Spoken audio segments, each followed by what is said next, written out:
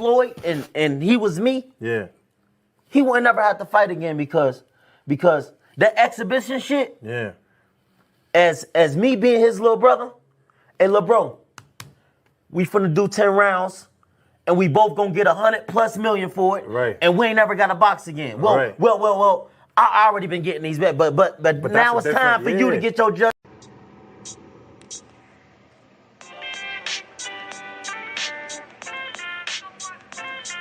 Yo, you know the deal. We back again. We never slacking. Word 'em up. Ladies and guys, whether if you drunk or you high, it's time to pay respects to the illest man alive. If you think you got a point, he'll shrink you down to size. And from there it's downhill like a slinky or a slide. Open your eyes, got a deep connection with the rise, so you might see them jump in whenever they go live. Peep it, this channel blowing up now, it's not a secret. With tons of exclusive interviews to listen to. Them other channels I hate, but yo, they missing clues. They start narratives, sip the goose and twist the truth. It don't take a rocket scientist to get the proof. Just click the live at 4 p.m. Eastern time. But when you chime in, make sure you keep it kind. But if cowards want to debate, then it's feasting time. My man Jusdu shine busy all the time. Grind 24/7, 365. Videos he might have 365. My rhyme sick, they make you do a 365. You get a rich if you think you fit to survive. It's Jusdueboxing, time to click the live. Ain't no beginners, if you soft, you ain't down to ride. I crush you, respect too, it's Jusdu. He got the illest boxing show on the internet. The boy been a threat and he ain't even had dinner yet. Word 'em up. Yeah. You know what time it is.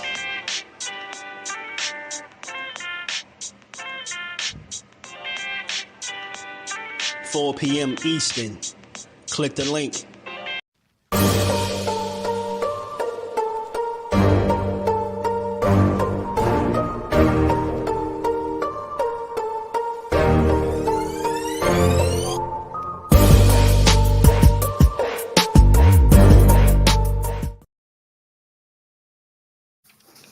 What's good? What's good? Salute to the family. We back. We back on this good Monday to build on this good boxing, how we always do, man. I hope everybody enjoyed their weekend. Hope y'all enjoyed the fights. Hope y'all football teams lost, you know, all that good stuff. But you already know, if you catch this on the playback, make sure you smash the like button. Sub to the channel, turn your notifications on. All that good stuff, and come build with the family. How y'all feeling today, man? On this good Monday.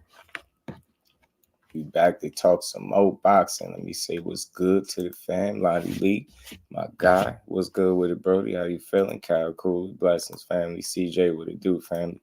Melanin Queen, shout out to the Queen. Peace to you. How you feeling? Jordan, what's good with it, fam? Mr. Empire, shout out to the Queen, Lisa. How you feeling today? How you feeling? What's good with it, y'all, man? It's been a little longer than I wanted to, man. I had some family come to visit, man. We got to link up, man. I had a solid weekend, man. We had a solid weekend. Then we closed the Saturday with a good solid card with a crazy outcome, man. That's got a lot of people talking, man. And I feel like the boxing world got to put some respect on Tszyu name, man. You got to put some respect on that dude name. I mean, BJ, what it do, my guy? How you feeling? Got to put some respect on his name. We all seen the fight. Y'all know what happened. I had to do my recap. Had to speak on this.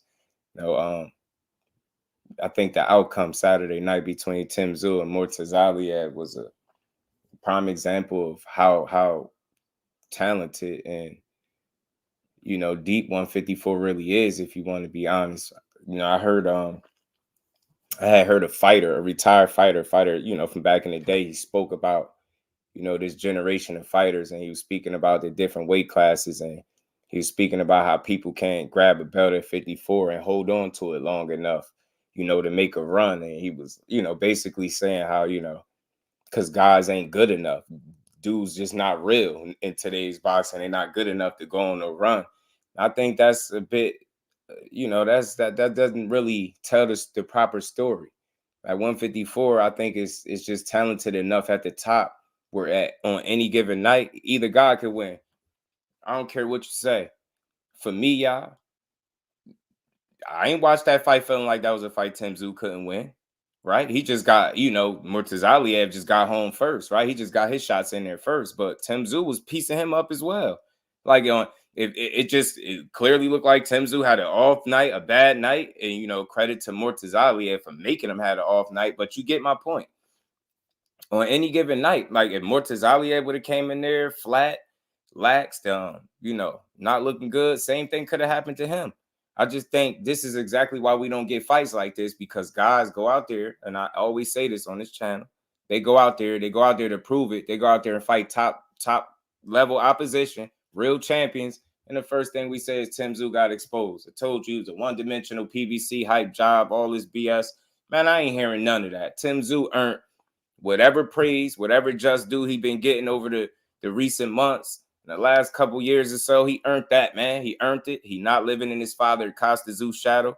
Man, he was doing it the right way. He was building a hell of a resume for himself. You know what I'm saying? He was fighting the right guys. You know, he beat Tony Harrison. Like, he got in there with Fundora, got his head split. Like, the dude continued to take tough fights. And the only thing we could say is, he trash. You know, he's one-dimensional PBC hype job. I'm just like, I ain't buying none of that. Tszyu is a real threat, man. He's a real threat. Yeah, he may be limited in some areas, but he's very strong in others. And that was just what it was, man. He approached the fight, you know, and the way he always do. He go forward and he won a fight, but Murtazaliev wasn't having none of it. Teach was good with it. Teach, how you feeling? Yeah, 808s and headaches. I'm telling you, Kyle. Ace, all love, family. All defense went out the window. Facts, Teach, and that was his biggest flaw. That was his biggest mistake Saturday. Not enough defense, too much offense. It's a such thing of having too much heart. We just seen it Saturday with Tszyu. The guy said he'd be willing to die in there. I kind of believe his ass, because the way he was on inline skates, getting punched around the ring, bro. That fight, as early as that fight was stopped, even though it was stopped in the third round, should have been stopped sooner. It should have been stopped sooner. You know what I'm saying? But credit to Tszyu for being a guy that's all about the smoke, not turning down no challenges, not ducking nobody, just going right to the smoke, win, lose, or draw. Like he said, his pops told him to never give up, man. You know, if you crash and burn on the way to the top, man, it's so be it. You get what I'm saying? I love the mentality, man. I like what Tszyu attempted to do, man. He got right in there with a puncher, an undefeated puncher, a champion. After, going through that tough-ass fight with that big-ass gash on his head. That wasn't even a cut. That's like a slice. You get what I'm saying? Tough, grueling fight with Fundora. I feel like, respectfully, I feel like his team kind of, they failed him in that instant, and then you turn around off that very tough fight, that grueling fight where he suffered that crazy-ass slice in his head. You throw him right back in there. And I'm not saying don't test yourself, but you got to give your fighters a chance to bounce back. That fight was tough as hell against Fundora. You needed him. He needed to bounce back to kind of, get his confidence. And why I'm saying confidence, y'all, because if y'all notice, and my bro pointed this out to me, it's something we all seen. Did y'all notice in the fight? Very early in the fight, I think it was maybe the first round, they clashed heads real quick, and Tszyu started like touching his head. He started looking, touching. Then he wanted to touch gloves, like he thought he was cut. I think that changed his approach slightly. Like that, I think he was fighting demons. I'm being honest. I think he, in the back of his mind, he was worried about getting cut, and he was getting pieced up. I mean, talk about defense. Defense what? No defense Saturday night, not from Tszyu. I mean, he tried to get his head off the line here or there. He tried to slip some punches, but for the most part, he was like a sitting duck. And the fact that he was a train that only go one way was bad for him. A one-way train is good if that one-way train is winning. You losing, and the only way you can go is forward, man. It's gonna be a tough night. It's gonna be a long night depending on who you in there with, or a short night. And for him, it was a short night. Man. Thrill Hill was good with it.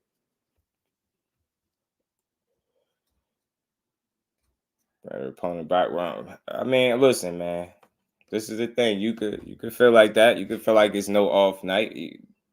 Whatever. I'm saying off night because obviously that's the worst we've seen him look. I said credit to Murtazaliev for making him have an off night. So I said it the way I said it, and that's the way I see it.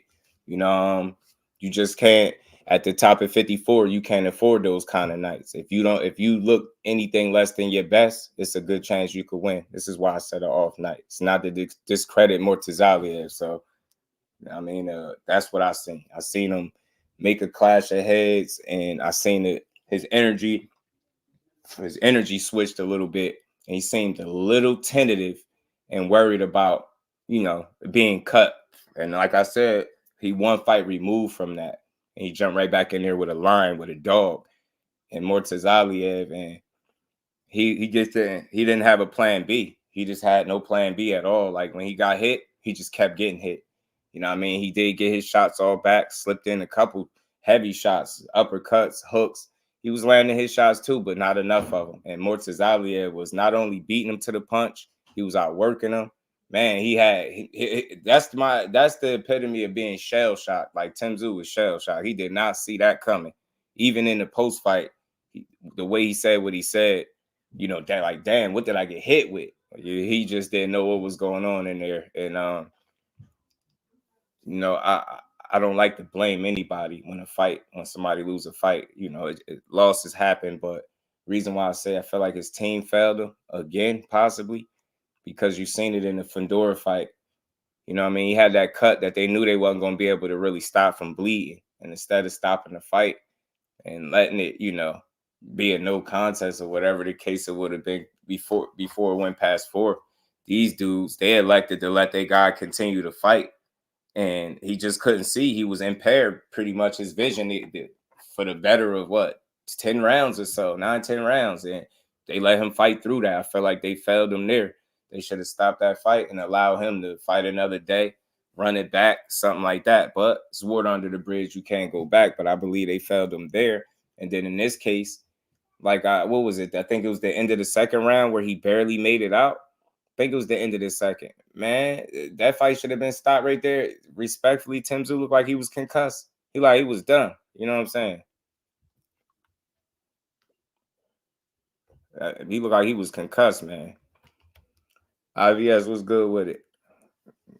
Ran into the battle with his pistol, but more had to switch of the drum. Yeah, man, he was on it. And look, I don't know if to say he underestimated him, because I don't have anything to really back that. I know some people feel like he was overlooking him, and I think he ain't do nothing different than what most other fighters do. He had a hit list. He had a number of different fighters that he wanted to get in the ring with. I don't think that was a sign of him overlooking Bakram. I think you would be foolish to overlook an undefeated guy, an undefeated champion with real punching power in both hands. I think that would be stupid. So I don't think Tszyu got ahead of himself and overlooked him. I just think he ran into a guy that was better prepared than he was. And just like Thrill mentioned, I do believe he lost to the better man. You know what I'm saying? I believe, the little clash of heads kind of threw him off a little bit. And on top of that, Murtazaliev had the faster hands. He was beating him to the punch.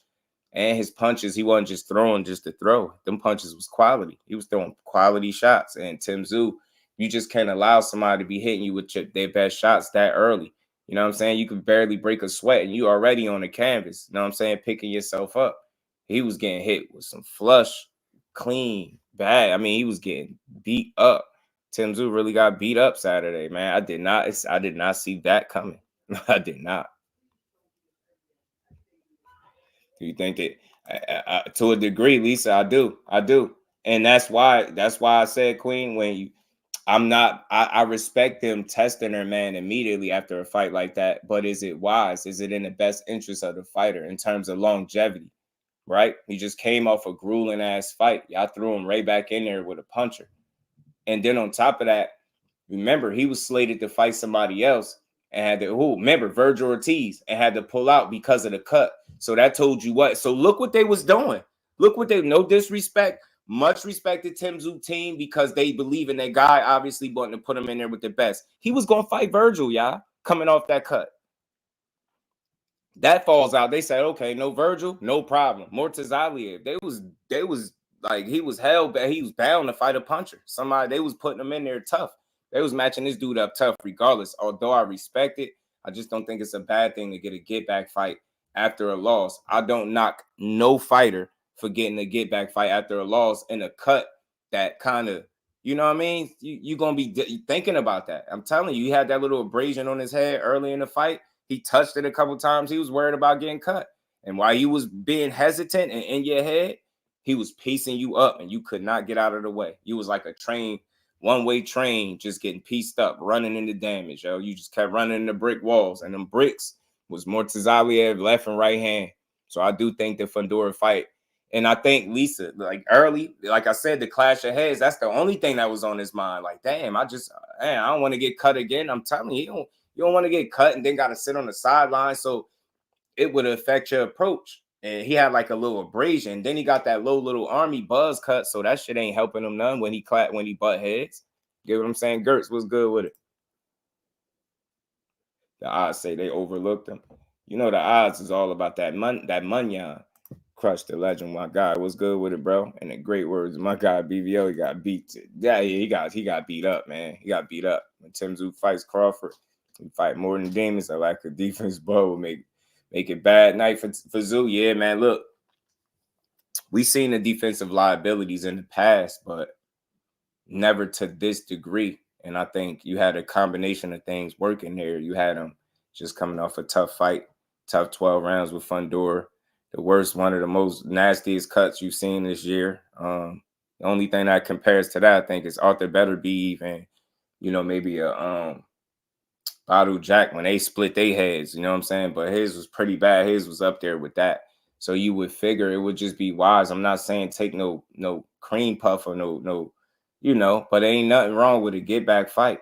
Just to make sure everything on the up and up. Make sure when you do get hit in that spot, you don't react or respond in a different way, right? Now, had he been in there with somebody else and that situation happened, he butted heads, he might have had the luxury to be a little in his head or reluctant, but not against a guy like Murtazaliev. That's every bit of a dog as he is. That's every bit of a train as he is. He a train, so is he. He on the track coming forward too. So like you just couldn't afford to be fighting those demons mentally.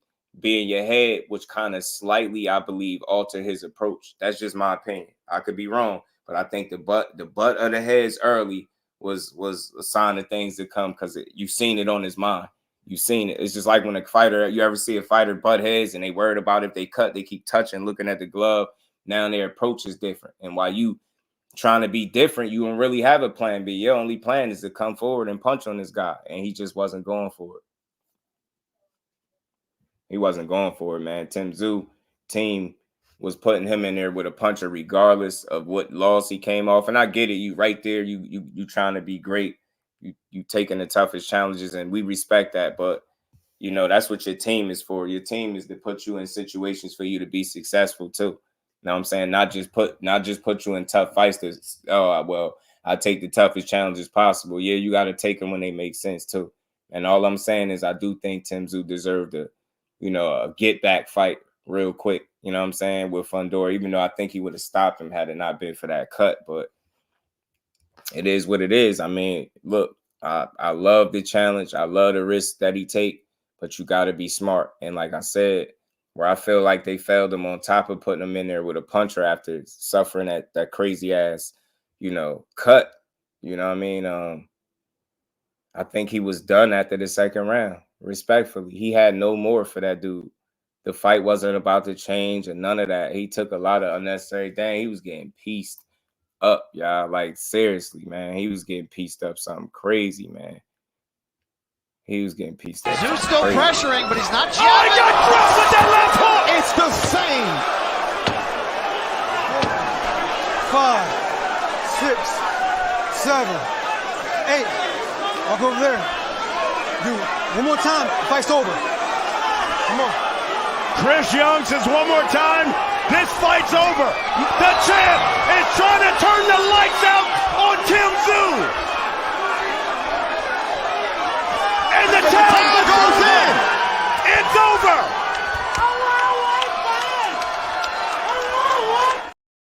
He was done, man. He was done. I believe he was done at the round 2. Respectfully, I think he was. So the production was nasty work. Tim walking out to the music is crazy. Aisha, peace and blessings to the queen. Let's talk fashion. What it do, Remo? Picasso, what it do, fam? Ryan was good with it. Like touches, not really. But I definitely think and not at the top though, IVS. He went right back in shark infested waters, right? He dipped his toe right back in shark infested waters, and I'm not mad at that at all. But like I said, when you see how things play out, like this was back-to-back situations, in my opinion, that could have been avoided from the cut, allowing the fight to continue all the way through, knowing it was in a spot where you wasn't going to be able to stop the bleeding. Yeah, I should have picked up on that. It was on the vein, so that thing was going to bleed regardless, and there was no need for him to sustain all that punishment through all them rounds and lose his belt and the fight, instead of just stopping it there and trying to get the run back. You know what I mean? And then that's water under the bridge. So, all right, he healing up from that. Now they about to throw him right back in there after that fight with Virgil Ortiz, who's also a puncher. That fight fell out because the Tszyu cut wasn't healed in time. So that also told you right then and there that the cut was somewhat problematic. And I think it would have been okay to take some type of get back fight.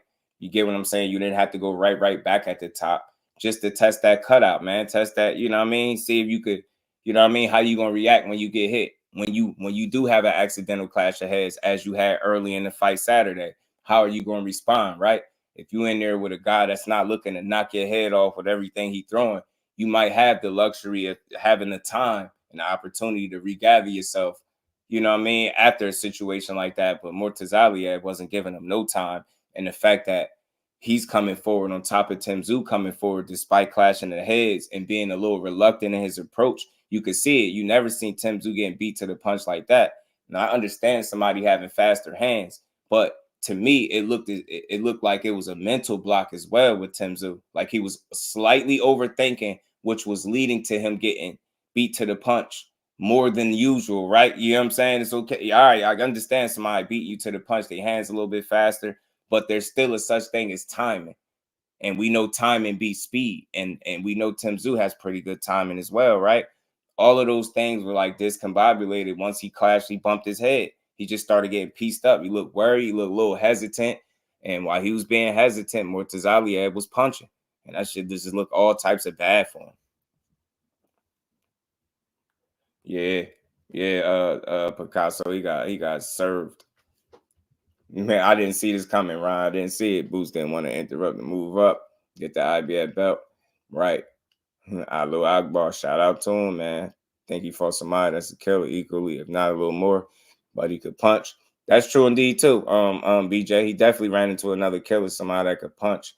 But like I said, man, it's just some contributing factors. I don't want to take anything from Murtazaliev. He's just like the better man all around. But I just do think, you know, it's natural to be in your head a little bit the first time you coming off a fight where you had that type of slice in your head. Then you bump your head real good and you like, oh, you start worrying. Now, you know, but the game plan already is underway, right? All you do is go forward. So when you going forward and you can't afford to constantly be in the fire if you're hesitant, if you're reluctant, if you're mentally like overthinking while your guy letting his hands go. And then on top of that, your defense ain't the best anyway. So he took advantage of all the holes in your defense and he was piecing you up. And it's like you just couldn't get it together. You had no answer for anything. Like you got some shots off because again, you was a fighter and you was fighting back, but he had no real answer to change the pace of the fight or the direction of the fight. He just had no answers. And by the time he got dropped so early, like he was trying to recover from the first knockdown. I really do. I thought he was done at the round 2 when that bell rung. He was still like leaning off to the side. Yo, he was done, man. I respect it because you want to let him fight. He's a warrior, but he was done. He was done. He did nothing more after round 2 but get beat up some more. Bad, get dropped, punched around. That looked bad, man.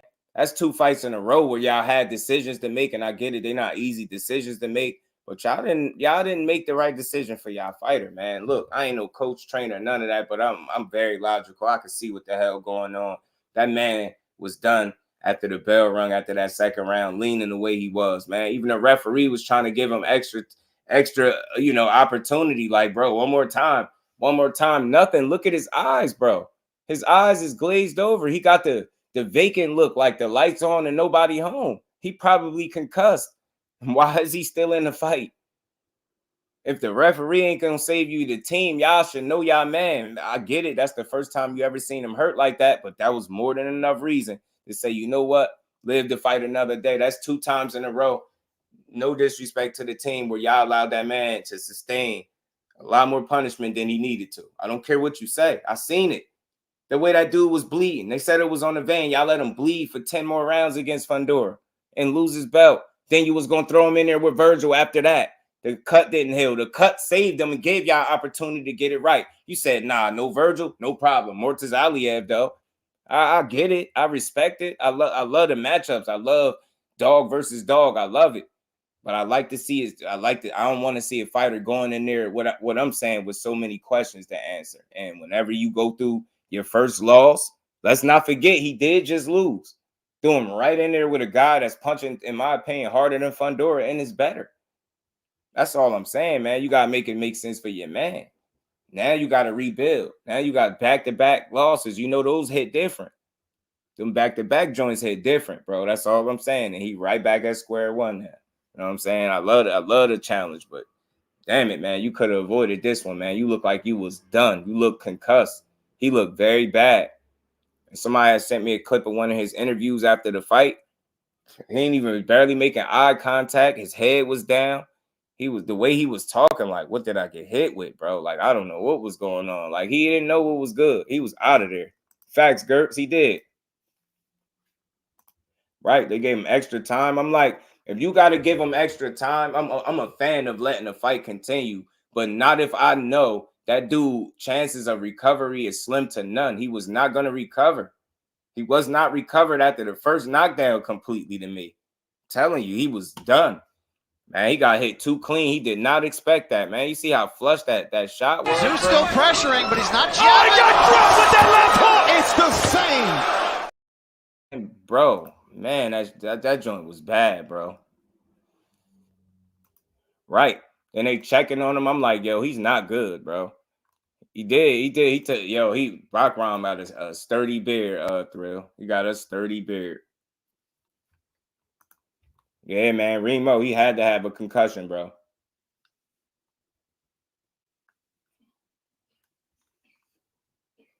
Dang, they delayed his flight. See? He wasn't good, bro. That dude was not good. He was not good. Saturday night, he got touched up, man. That was bad. He took an ass whooping. Respect to him, because he a fighter. He's supposed to keep fighting back. But your teams is supposed to be your eyes and ears for you outside that ring. And I seen it. That dude was not good. His legs was noodled, man. His legs was done up. Jay Howard was good, fam. Rude exposure in the building. Tunnel vision was good, fam. Pressure fighter and didn't have a plan B. I saw that with Tim in the Mendoza versus Harrison fight. You don't have another way. Before, yeah, he just one way, Jay. Just one way. And when you concussed and still going forward, you out of there, bro. You out of there. Star gets extra time, get your star power up. We'll need to rebuild if he did business with Turkey. Possibly Dante's boxing talk. What it do, my guy? How you feeling, Brody? Cuzzo, what's good? Ashley's corner in the building. I got Blair putting a flare on Eric Haney. Adrian Molina was good with it. Yeah, he was Linguini, bro. It was good, Adrian. He was Linguini, man. He just didn't need no more. And I'm acknowledging that I understand that it's a tough decision to make, especially just like in the thick of things. But that's why you a coach. Their life is really in your hands, and I don't want to go like too crazy into it and like I'm just blaming them, y'all, because y'all know how I do. I'm a fair guy, but that y'all gotta save him from himself. Y'all supposed to know that man ain't good. You get what I'm saying? Y'all his eyes and ears for a reason, bro. He was not good. His legs was in bad shape. He didn't recover, and he wasn't responding well from getting hit. It started getting to a point where every big shot looked like it was landing and it was hurting him. And I'm like, yo, there's no way he could continue this, bro. You got to do something different. Beth was good with it. I have high ground. Tim, you underestimated my power. K calls, what it do? Kello, my guy, what's good, family? They done do dirty in his last 2 fights. That's what I'm saying. Y'all punch that like button. Let me grab something. 2 seconds, y'all. Smash the like button for you, bro.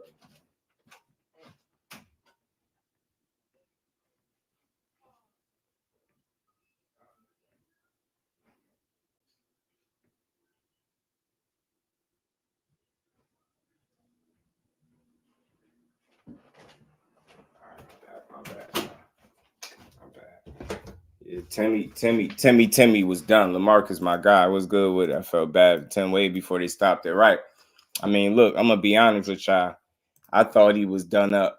After the second round for sure. I mean, the first knockdown, of course, you're gonna let a champion or guy, a former champion, fight back a guy that's as tough as Tszyu, right? But he just didn't show any improvements after getting knocked down. He had a couple little oohs and ahs, little moments where he probably, got some clean shots in. But Bakram Murtazaliev had a chin. He was focused. He was on a mission, bro, and he was fighting like a man possessed. Seemed like all his, and he was landing at about a 50% clip of his power shots. You can't allow somebody to land 50% of their power shots like that. You just can't do it. You can't allow it. 50% is way too high. And normally somebody land 50% of their power shots, they typically knock you out. And that's what you're saying. And it happened fast. Nobody could have told me. I mean, you could have told me that Tszyu would have lost, and I wouldn't have thought that was crazy. But nobody could have told me Tszyu gonna lose and he gonna get knocked out and destroyed in 3 rounds. I would have never thought that. I would have told you tripping. You know what I'm saying? Samuel, what it do, my guy? I used to see Lubin fight Tim, since we know Lubin would not be fighting for a title whenever he fight. It's not a bad fight. I just think at this point, Tim need to make sure his next move is a smart move. He don't want to just, because he don't want another loss right back again. You get what I'm saying? You want to fight the top guys, but you want to be smart while you're doing it. You want to put yourself in the best position to win. You don't just want to compete with the top guys. You want to be able to beat these dudes. And, just coming out his last couple fights been rough, and they just been tossing him into the deep end. Like, just think about it. If it wasn't Murtazaliev, it would have been Virgil. Now, maybe Virgil wouldn't have been as tough as what Murtazaliev was. Who knows? Because he had a rough fight, his last fight. But that didn't come to fruition, and they threw him right in there with another shark, and that dude was biting. That was a real dog he was in there with. Murtazaliev, credit to him and his team. They had a game plan, and it was to hurt Tszyu. It was to take the fight to him like they do anybody else, and they were successful. And that's another thing. That's why I'm not knocking Tszyu, bro, because we know how they fight. We know how this fight was gonna be. We know they was coming forward. We know these two dudes ain't no fleet-footed guys. These ain't no, world, they don't use world-class footwork to win fights. And you know what I'm saying? They ain't no ring generals and none of that. We knew it was gonna be 2 trains, 2 dogs, and we knew they was gonna butt heads. And shit, Murtazaliev just worked was sharper, cleaner, faster, more precise, and it got home faster. You know what I'm saying? Got home first. But it's either that fight right there, it's still a true 50-50 to me, because it's either him or you or me. Like, that's what type of fight that is. And that's what kind of fighting style both of those dudes got. It's either going to be you or me. You get what I'm saying? Tszyu is either going to be you or me. Ain't going to be no coming. You ain't got to come look for me. You know where to find me at, center ring. And that's what kind of fight that was. It's either you or me. They both had the same mentality. Murtazaliev work just got there sooner. You know what I'm saying? Murtazaliev, because neither guy was too much worried about no defense like that. These dudes were striking. These dudes was coming to knock heads off. They was trying to leave each other in the dirt, as my boy EJ would say. They was trying to put each other in the dirt. You feel me? Other than going straight. Absolutely, Akello. Absolutely. You got to learn how to use some angles, man. Got to. So gonna take his head off center line? Absolutely not. Rule, we don't, bro. We don't. I don't know what more. Just saw that you knew that left hook was the answer. Yeah, man. Maybe that Tim don't get his head off the line, though, IBS. I'm going to take Tim versus Thurman. I'll take it, too. Shout out to my baby girl, the queen, Miss Jusdu. How you feeling, baby girl? Virgil the same way Tim did. Yeah, fight the same way Tim did on Saturday. Yeah, that would have been an interesting fight. Right. They make similar mistakes. They do. My son amongst Tszyu corners, second round, last knockdown. Had Timmy years, Zab legs, right? It was supposed to let him fight him. Yeah, they're supposed to let him live to fight another day. So shout out to you, bro. Shout out to you. I don't want to Meduska, sick Meduska. Shout out to you, family. Y'all make sure y'all smashing the like button, sub to the gym. Joseph was good with it, fam. But yeah, man, I think that's how they were supposed to do it. Live to fight another day. There was no need to allow him to sustain about 10 rounds or so of punishment after a cut that gruesome, especially in the spot that it was in, just constant bleeding. There was no need for him to sustain all of that extra punishment and lose his belt and all of that. Then on top of that, y'all was going to follow that fight up, which I do respect with a Virgil Ortiz fight for him. The cut not healing in time for him to take that fight, I think was a kind of like y'all. It was a sign for y'all to say, you know what? Maybe we don't need to start right back at the very thick of things, right? Let him, he did just lose. Let him get a shake back fight, if that's even a possibility, right? I don't think it had to be shark or bust, right? When I say shark or bust, I mean like it don't have to be, you know what I mean, champion or bust, should I say? You know what I mean? It have to be Bakram. I'm not against the fight at all, but I'm just saying, coming off that cut, and why I keep making that point. For me personally, y'all, I don't know what y'all seen. When I seen him butt them heads, I'm real big on that point because I seen a slight shift. It was very subtle, and it was just enough. You know how he go. Tszyu was on go. He going in there, he getting you, bro. But it was a slight hesitance to what he typically do in there. It wasn't the way he normally come. And to me, that's what I've seen. It was just already this guy was beating you to the punch, but it was like something stopping you from really going for it. And I'm telling you, I think that was the thought of you getting your head cut again, and you know, kind of slightly, very subtle, altered his approach to the fight, and it was enough. And on top of that, he did not have a plan B. He did not have a plan B. Murtazaliev definitely was the better man. He was throwing the right shots. I mean, he had enough of them. He had an answer for whenever he did get hit. He took the shots well, and he gave more. You know what I'm saying? He gave better than he was getting, and more of it. So he was outworking him, outlanding him. You get what I'm saying? He was just beating him to the punch. Tszyu just looked shell-shocked in there. And then after the first knockdown, it was just like the rest was like probably a blur for him. I wonder how much of that fight he remember. I'm not even trying to be funny because he looked bad. He looked very bad, yo. I looked at his eye. I was like, oh, man, he done, yo. And I felt bad, but I was like, oh, they going to let it continue? I was like, yo, he damn near, yo, buddy go to him in the second round. He damn near leaning to the side. You good? I'm like, he not good, bro. You ask any fighter. You ask 90-some% of them. You got an opportunity to continue a fight, and it's a dog like that, a Tszyu type of guy with that mentality. You ask him, is they good? Even if they not, he's going to say, yeah. He's going to lie. He's going to say, yeah, he's supposed to say he good. He do anything to try to stay in the fight. That's a warrior's true warrior spirit. And we knew that's what Tszyu was. They should have known that he's the kind of guy you got to save from yourself. Now, again, they eventually threw in the towel, but I'm just being specific, especially after losing. And y'all had an opportunity where y'all fumbled. My honest opinion, letting that Fundora fight continue was that you fumbled. That was a fumble. So you had another opportunity where you could have kind of saved your guy a little bit of punishment, and y'all let him go out for that third round. And Murtazaliev just had so much. He had a buffet of shots to deliver to him. He wasn't going to slow down. That dude, man, he a dog, yo. Shout out to background Murtazaliev, man. Truly a beast, man. Truly a beast. He gave us a great fight. He beat the hell out of him. Yeah, it was like, yeah, right. Did you notice it? Fighters who fought back from worse situations than, for example, Chico Corrales. For sure. Sometimes, for sure. But I think it's all how you get back. You get what I'm saying? In Pride, I think it's the road that you travel when you getting back. And you just you don't want to go from one bad situation to possibly an even tougher challenge with certain questions to answer that you didn't have to answer about yourself before you had that encounter.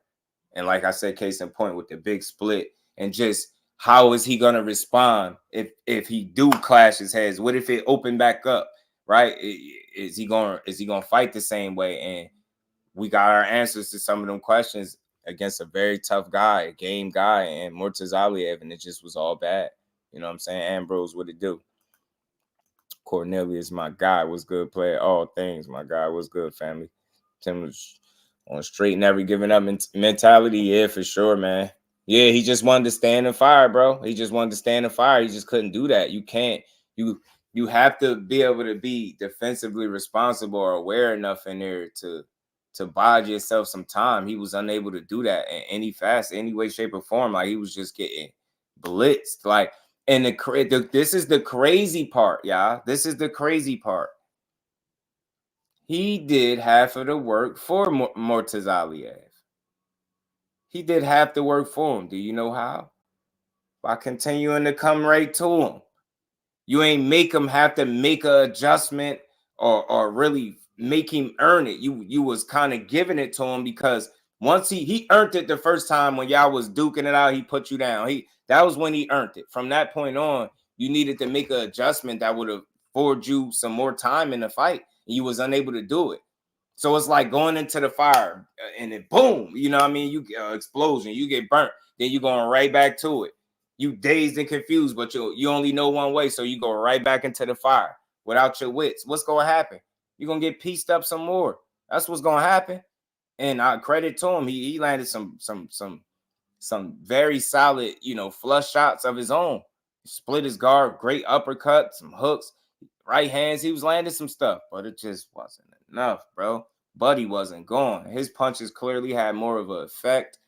And Tszyu is a pretty heavy-handed dude. But the fact that Murtazaliev was able to take his shots that well and then deliver even better, you needed a plan B. Like, it's like running into a burning building. You get, with a bomb in it and it blow up. You get what I'm saying? And then you go right back into it. You dazed and confused. And what's going to happen? You're going to continue to get burned in that fire. He was getting toasted, man. He was getting cooked. No adjustments. Straight up, no adjustments. Just cook me. You know what I mean? Fry, fillet me. Hey, you get me? Started pulling at the cut double time. Like, then he wanted to tap gloves. And then it was like his approach from that point was just a little like, all right, he was trying to be careful. Tszyu is not a careful fighter. He's calculated, but he's not super overly careful. That's the word I'm looking for. I think in spots he was being careful, trying to be careful. And that wasn't working for him. Murtazaliev was fighting. He wasn't worried about if he got cut from the fight before or none of that. He's on your ass. You know what I'm saying? Steph, my guy, what's good with it? How you feeling, bro? Always good to see you. Dre Smith in the building. What's good, family? That was free on Amazon Prime. Yeah, it was. The fight was free. Did the work for him. He did the work for him, bro.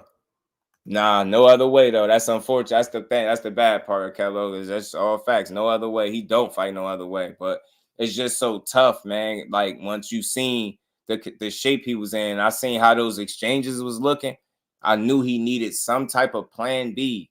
Even if it was a plan A-1 or something, you needed something besides that initial game plan because that wasn't working against that dude.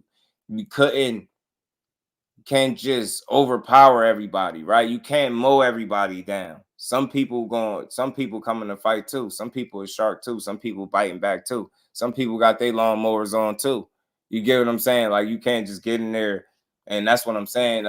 I get it. Somebody, criticizing for being one-dimensional, but I don't think he no hype job, but he do lack a bit of versatility, obviously. But that one dimension has been very successful. And although, he lacks the versatility, like I say, he's still dangerous at that thing he does do coming forward. He gave a lot of dudes hell with that same style. But again, you had a Murtazaliev with a similar style, faster hands, beating him to the punch. And he just wasn't overthinking in there. He was flowing. He got into his rhythm fast, and he was working. And once he dropped him, like I said, Tszyu just continued to do the work for him. You know what I'm saying? If you hurt, and I'm definitely coming to you, but you coming right to me. You making it easy for me. I ain't got to go search for you. I ain't got to exert no extra energy. I can just pile on the punches. And that's exactly what Murtazaliev did. You want to just keep coming forward. You want to eat punches. Bet. I got you.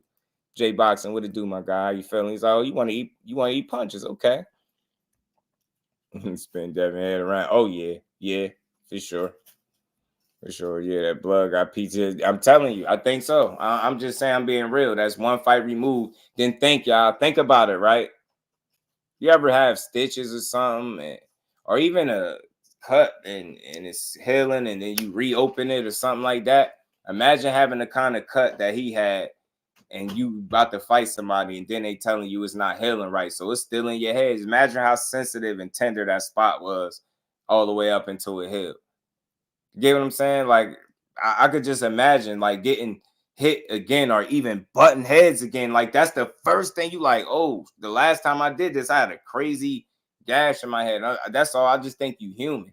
And what I'm saying is, maybe if that wasn't an absolute shark that you was in there with, and that situation presents itself, maybe you have the opportunity to respond better than what you did against a dude that ain't giving you the time to think, ain't giving you the time to kind of, get those bad thoughts from lingering out your head, right? Like, he started putting it on you, bro. He ain't give you no time to think.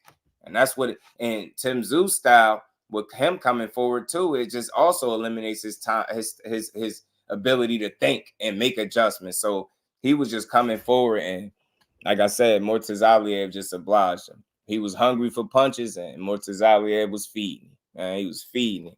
Man, stringing them things together. I'm like, man, he piecing Tszyu up, yo. You got to grab him and hold him, bro. Man, you got to grab him and hold him. What's up with y'all fighters? Y'all that tough? Y'all know how to clinch, bro? Man, tie him up. Do something, man. He piecing you up. You just trying to wing back shots. Your legs ain't even under you, right? Your punches is flailing. He just waiting for you. The minute I see my fighter on inline skates against a puncher like that, I ain't letting you go another round, bro. You not good. He putting you down left and right. Hell no. None of them is flash knockdowns. Them legit knockdowns. He busting your ass in there. Hell nah, man. You got to do something, man. I would have had to get him up out of there. Alan, what's good with it, fam? Terminus PTSD or just overrated. I just think, I just think he was really still, that fight still is he one fight removed from that. You get what I'm saying? He ain't have no in between, no get back fight where you could kind of go through some rough moments and build his confidence up, get a guy up out of there, and just move on to the next fight. He got thrown right back into the fire coming off a fight, a cut that took extra time to heal. You know what I'm saying? I just think it was dangerous. Ray Patterson, my Jersey brethren. What's good, bro? A back foot runner used the ring. He always coming forward. First every punch, messed up his thinking. Hey, man, Ambrose right. I think he shook him. I think he scrambled his eggs very early, bro. I think Murtazaliev scrambled Tszyu eggs very early in the morning, very early in the scuffle. And I think that was it. I think he was fighting off instinct. I think he was fighting off heart, grit, determination, and instinct. I just don't think he was strategically competing after he got his eggs scrambled. I just don't think it was from a strategic standpoint. I think he was just fighting. And you can't do that. And you're not gonna just mow people down like that. You get what I'm saying? You're gonna have to have a game plan. You need a plan B, and you can't go into no fight with just one game plan. You can't do that with everybody. And maybe this was an opportunity to learn that, Sheldon, what's good with it? There's always been one dimension. That one dimension is very good. I just was saying that. He's had anything besides that, can't make adjustments. Besides, he's never had to. I think that's what it is too. You know what? I'll say in the moment in that particular fight, he was unable to make any in-fight adjustments, Sheldon.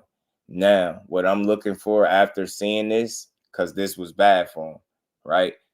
I'm going to look and see in the next fight, is there any adjustments made from fight to fight? Or is it things go bad for you, do they just stay bad? Are you just a guy that's going to be unable to kind of add any nuances or little layers of dimension to your game? Or are you just stuck right where you at?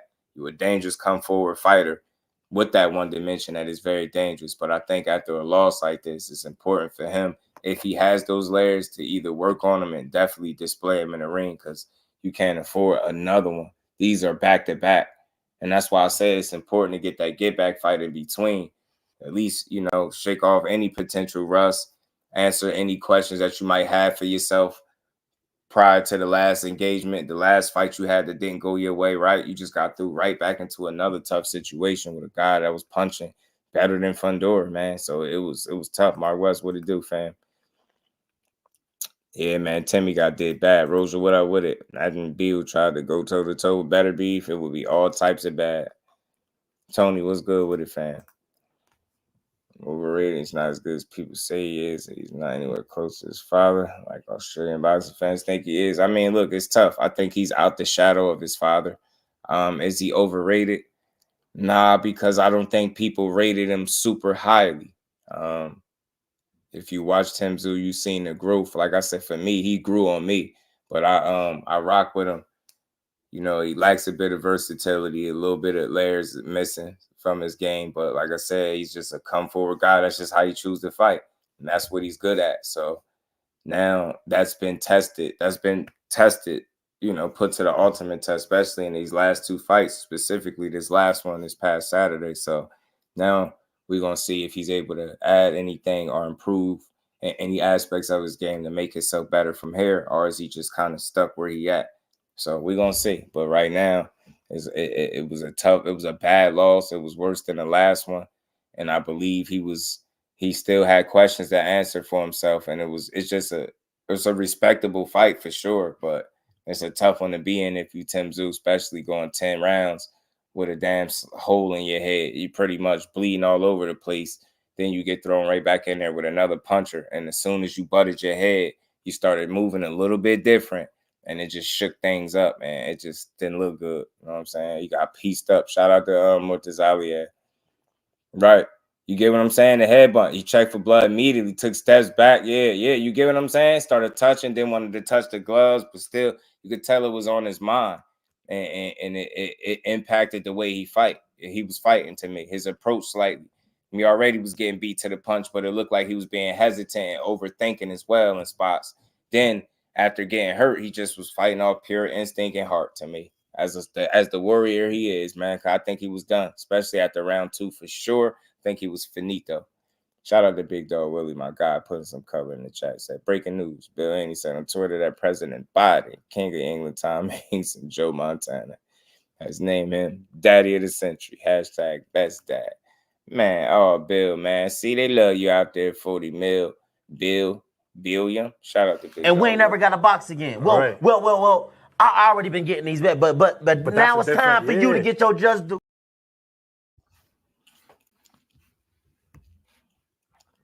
Shout out to my guy, Big Dog. Really appreciate you, brother.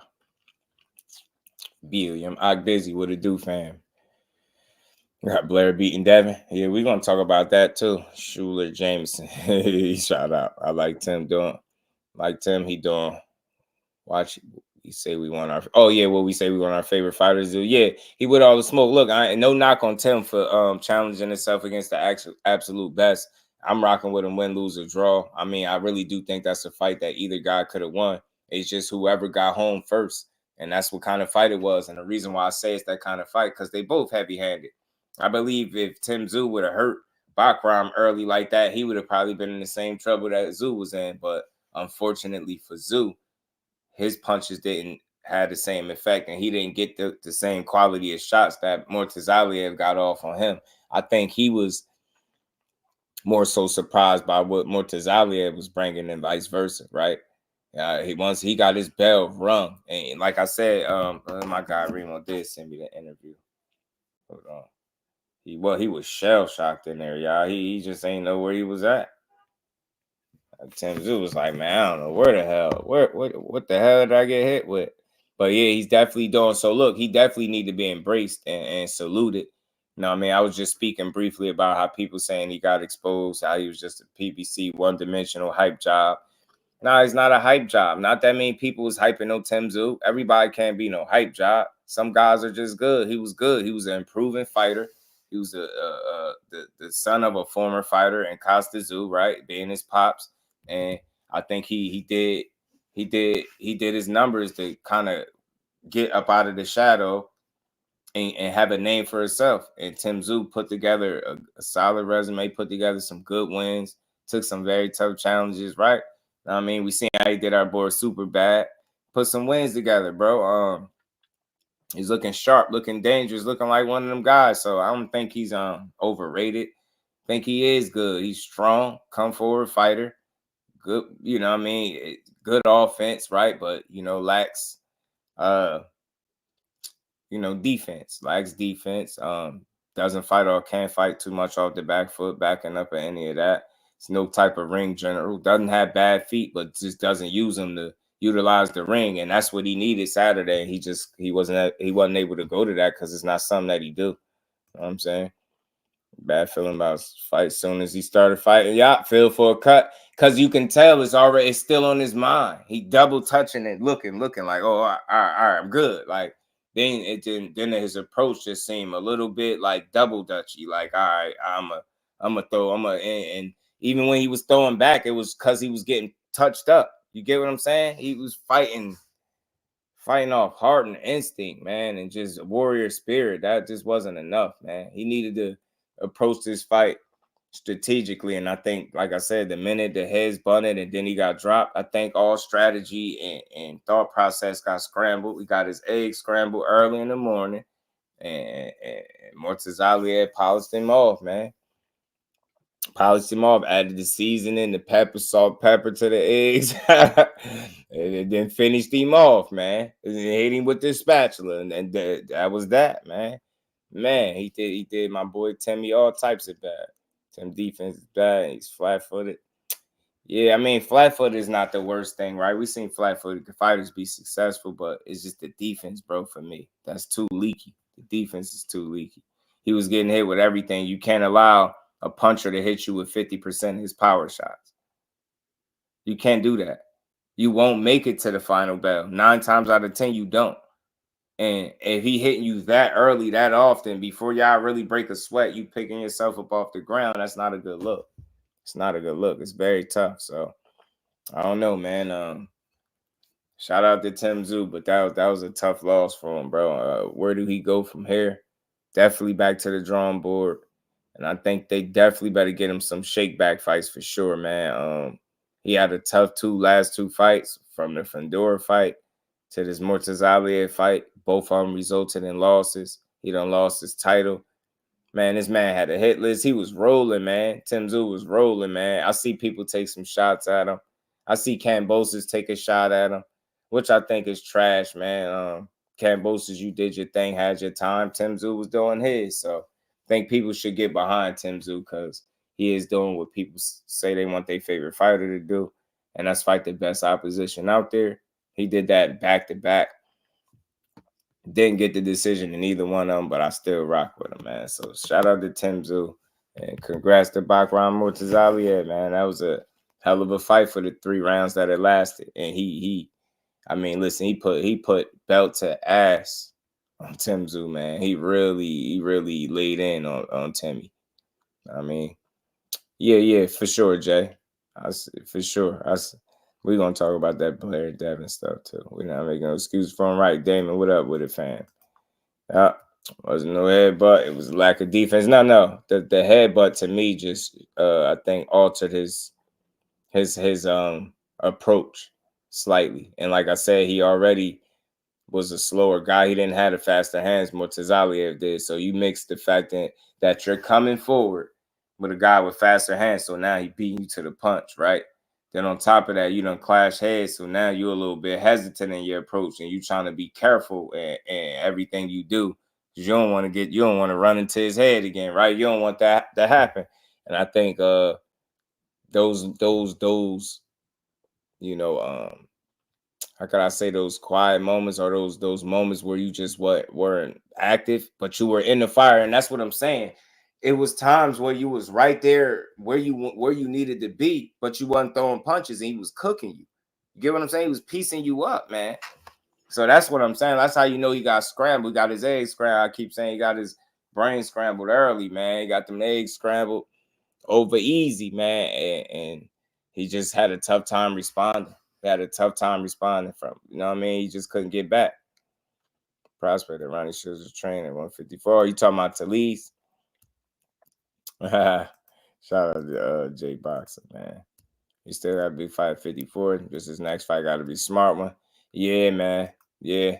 NHA2, what's good with the family? Yeah, I mean, his next move, he definitely going to have to get back to the drawing board, but He got to make some changes for sure. He got to get better defensively. I think that was obviously his biggest problem.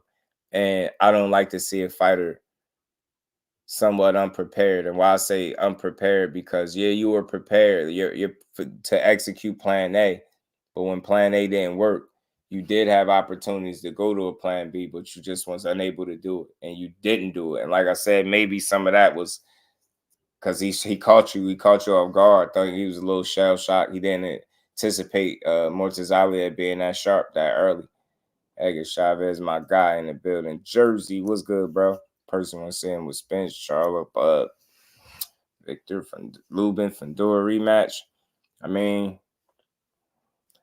I like any of those fights, but I think if you talking about for Tszyu, but he definitely need to get back first. Like, and all right, we respect it, bro. You had back-to-back tough fights. Now, this if after fighting Fandora wasn't enough reason to go get you a shake-back fight, now after your second consecutive loss, and this was a bad loss, it's a knockout loss, you definitely need a shake-back fight or two, and then get back in the mix. Try to improve defensively, be more prepared. Have a plan B, possibly a plan C if you need it. You know what I mean? But you can't just be going into the fight with one game plan in mind, thinking that that's going to work. Everybody ain't coming to get knocked out or mowed over. Some people fighting back too. And like I said, it's not that, he don't feel as though his opponents will fight back. But when they do, and if your plan A is not successful and theirs is, you have to have a plan B to counter their plan A, and so on and so forth. You get what I'm saying? So that was just a fight, you know what I'm saying? That was just a dog fight. That was just two guys going in there trying to hurt each other. They said the hell with defense. We coming to let them hands fly, and it was entertaining for as long as it lasted, but hard to watch if you was rooting for Tszyu, because I mean he was getting belt put to ass very early in the fight, and it stayed that way. He was unable to make any in-fight adjustments whatsoever. It went bad. It stayed bad, you know what I'm saying? And it got worse. So for me, I feel like, partially, look, no disrespect to his team. I respect them putting him in there with the toughest guys, and that's why we appreciate him. But for y'all, I think y'all responded poorly in two situations that could have benefited him to a degree. And I think you had two situations where you could have avoided further punishment for Tszyu, especially in this fight coming off a loss. And you see how bad a shape he was in, and that's after that second round. It was just no need to come out there and continue to get punched on for another round just to get saved and embarrassed. And the way his legs wasn't under him, like he literally was fighting like in survival mode, but not your typical survival mode where you just trying to survive. He's just fighting for his life essentially. Like it just wasn't fun to see him in that shape, man. Y'all just allowing it for as long as y'all did. Like he was bad shape, getting punched. He was responding well, getting hurt, then jumping right back in the fire. You know what I mean? It's like touching a stove and it burn you. And you shake your hand for a second, and then seconds later, you putting your hand right back on the stove. Boom, you get dropped, you get burned again, and you shake your hand for a little bit longer, you get right back in there. That's just what that was. It was just like he wasn't learning a lesson, and he just didn't have, I don't know, the wherewithal to make any changes. Like it stayed bad for him. It stayed bad. Regis beat Jack Carroll. Do you reckon I'll get a shot at the title? Possibly. Title wise, that's a good question. I had to see where he ranked at, because that'll make sense, Mr. Empire, to see where he ranked at. That'll kind of give you a little bird's eye view of what title he'd be in line to kind of pursue or chase if with a win. Tim should be back in the ring before summer or next year. Yeah, right. He needs some time off for sure. Them tough fights. Need some time off. Y'all need to regroup. Y'all need to find a better, a better way to, get y'all man to where y'all trying to get him to. Mr. Empire, my guy was good. Yeah. So that's what I think. I think he'll have to, But if he beat Catterall, that's a good look. A lot of times these dudes only a couple good wins away from being in title contention, especially when you was already a former champion. For as long as Regis was too, he held it down for a little minute. So, If he can get another solid win or two, he'd be right back in there. But I have to see right where he ranked at, and we'll be able to see, you know, what makes sense.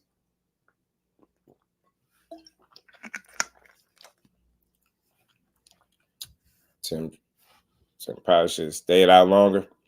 That cut probably told him that. And I think if he was coming back, it just didn't have to be against, I don't want to make it sound, I ain't saying cherry pick, but you get me after a loss and that bleeding for 10 round streak. Like I said, you got questions to answer, right? And you've seen him try to answer those questions in live time against another dog, and it didn't go well. That's all I'm saying. And yeah, it's easy to have this assessment after seeing it play out, but I would have thought like this anyway, because forget somebody else had asked the question, and one of the fighters or analysts, like, whose idea was it to put him right back in there with a puncher coming off the cut with the Fundora fight? Like, whose idea was that? So, like, that's how I felt. I felt exactly that way. Whose idea was it to say, after they seen how bad that cut was, to say, you know what, I think we could do it. The dude was fighting blind for most of the fight with blood in his eye and mouth. Like, that wasn't smart. So, I mean, you know, mistakes happen, but they have to be very mindful that they have the fighter's life essentially in their hands, and they have the opportunity to save them from themselves. And he was spent after 2. It's like Jamel retired Castano. I seen a couple Castano sightings. I'm not sure if he got anything going though. I'm not sure if he Timothy Cook looking for a job, no alliance to Australia. Tim memes. Yeah, man. I you know why I won't cook Tim? I mean, I never really go too crazy on fighters, but why I won't cook Tim, because he really moving how we want fighters to move. Taking the toughest challenges out there, win, lose, or draw. That's why I say if you fight enough of the dogs, losses, somebody gonna lose. Like, all the best fighters in every division start fighting each other, the undefeated guys. When it's all said and done, if it's like some type of round robin, it'll be multiple guys with multiple losses, probably more than so. You know what I mean? And that's what 154 represents. Guys that are willing to get in there with each other. In my opinion, that's just the way I see 54. And another reason why we got to put some more respect on Jermell Charlo's name. Because people keep saying these dudes grab belts, and belts keep changing hands. Charlo was belt collecting. Charlo was belt shopping. You hear me? Charlo was belt shopping out here, snatching belts. You get me? God put some respect on that man. And the last undisputed champion, he's the guy. Ain't nobody officially take none of his belts in the ring. Man, he the guy. Got to put some more respect on his name, because that shows you just how hard that is. Because at any given time, any given night, anybody could win. If you don't believe me, look at the Tony Harrison fight. He had to double back with him. The Castano fight, he had to double back with him. You know what I'm saying? At any given night. So, got to put some respect on his name. I hope he come back at 154 to reclaim, you know what I mean, the throne, man. I would love to see Charlo make another run at 54. I would love to see it. You know what I mean? You've been a career 54-pounder. Might as well come back. You know what I mean? They talking crazy. People feel like these dudes can't hold on to no belts. I still believe in Charlo despite what people think. Them fights is tough, but one by one, you get me? God put some respect on his name. J.A. Dixon, my guy. What's good, Jay? 154 is, yeah, where all the smoke is at, for sure, bro. Ant McQueen, the professor in the building. Was good, bro. Like, he just lost. Yeah. I ain't lost Fundora. That cut was damaging to the point where Tim had to pull out an August 3rd fight. Yep, I was saying that. Man, see? That's why I call that guy the professor. I was saying the same exact thing, bro. The cut should have told you something when he had to pull out of the Virgil Ortiz fight. But then look, they was taking him from Fundora in that cut, and 10 rounds of that cut and the loss, and your belt loss. No confidence builder. Oh, fight Virgil. Oh, that didn't happen because of the cut. Nah. So we ain't gonna take this opportunity to give him a shake back fight. Yeah, nah. Fight Murtazaliev, another puncher. I mean, more dangerous than Fundora to me. I mean, undefeated, come forward guy, very dangerous style. 2 trains on the same track. His punches getting home first. They hurting you more. It was bad. It was a bad choice to fight him. VA Money Group, what it do, man? I can't address his fans in the 72 hours. That's fire. You talking about Tszyu? I'm going to play that video you just sent me, too. criticize everyone. Yeah, man. So look, for this one, man, I gotta give him his respect. I respect you, Tszyu. I rock with you. I support you still. I want to see you bounce back, and I hope your road is you know, you smart, calculated road back. Get you a shake back fighter too. Get your legs back under you. Heal any potential injuries. You know what I'm saying? Get your mind right and get back at it. Improve defensively. Work on those defensive lapses. You know what I mean? Footwork, simple things, man. I ain't no coach, no trainer. But just get better. I ain't about to be specific because I ain't got the answers, right? But just get better. I mean, go hit that drawing board, get better. Tszyu is a fighter that has shown you before the loss that he was improving, you know, consistently from fight to fight. That's what you like to see. So now we got to see how he's going to respond, you know, to this adversity, to this 2-fight skid that he dealing with, right? Back-to-back losses, both different than the other. Fights that I think were true 50-50s on paper. They just didn't go his way. You know what I'm saying? And that's just boxing for you. So again, man, you see more of these top guys in any other division, mix it up. They're going to have results like Tszyu, similar to Tszyu. You're going to see guys take losses. And that's just what happened when I think you got the best amongst the best in the ring. So there's no real loser. Yeah, somebody took an L, but ain't no loser. He lost, but ain't a loser, if you get me, right? So he lost, but ain't a loser. So take that loss, you learn from it, and just get better, bro. Got to get back to the drawing board. B-Dog, what it do, my guy? Very entertaining. Yeah, it was entertaining for them little short 3 rounds, but man, I hated to see him hurt for as much as most of the fight. Man, he started getting punched on. He ain't hide ducking, making excuses. Right, he wants to get into the fire no matter what. Right, and let me just play this video where he did respond. He did talk about it. I mean, did talk about it. So let me play this from Tszyu, man. We gonna keep cooking, man. Y'all punched the like button out, and we gonna keep going. If anybody lost, yeah, his corner. Yeah, save his fight. I said that 2 fights in a row, Jay. I think they had tough decisions to make that they didn't respond the best. I think there were better decisions to make in both situations, from, you know, the Fedor fight, allowing the fight to continue, to, you know, letting him go past that second round because he still was like looking like he was ready to tip over. And then it was like, saved by the bell. I'm like, saved by the bell is right, but he need to be saved by his trainers because he's just going to keep fighting. Even while hurt, he hurt bad, getting clipped. He's just swinging these blind, big shots. I'm just like, that's not good. Your dude fighting off instinct, man. Got to save him from himself when you see that. Let's see what he had to say. Tszyu reveals Tszyu fatherly advice. Look, it is what it is. I got caught with a shot, and I just couldn't move on. Kept getting up, but that wasn't good enough. Congrats to my opponent on a tremendous performance. But yeah, we move on, regroup, and my team will be back. Thank you to PBC, to No Limit, for always A1, supporting good, it no matter what. How you feeling? Again, I will be back. I'll still be a big fight soon.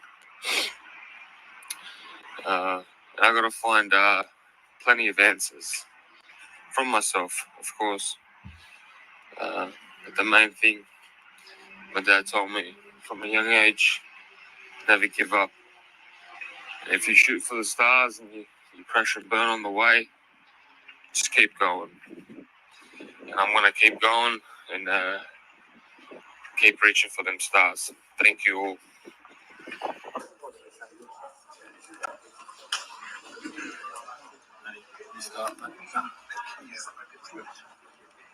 They'll start. Look, just like the color sound a little. I think possible concussion. There's no way he wasn't concussed in that fight. Those things.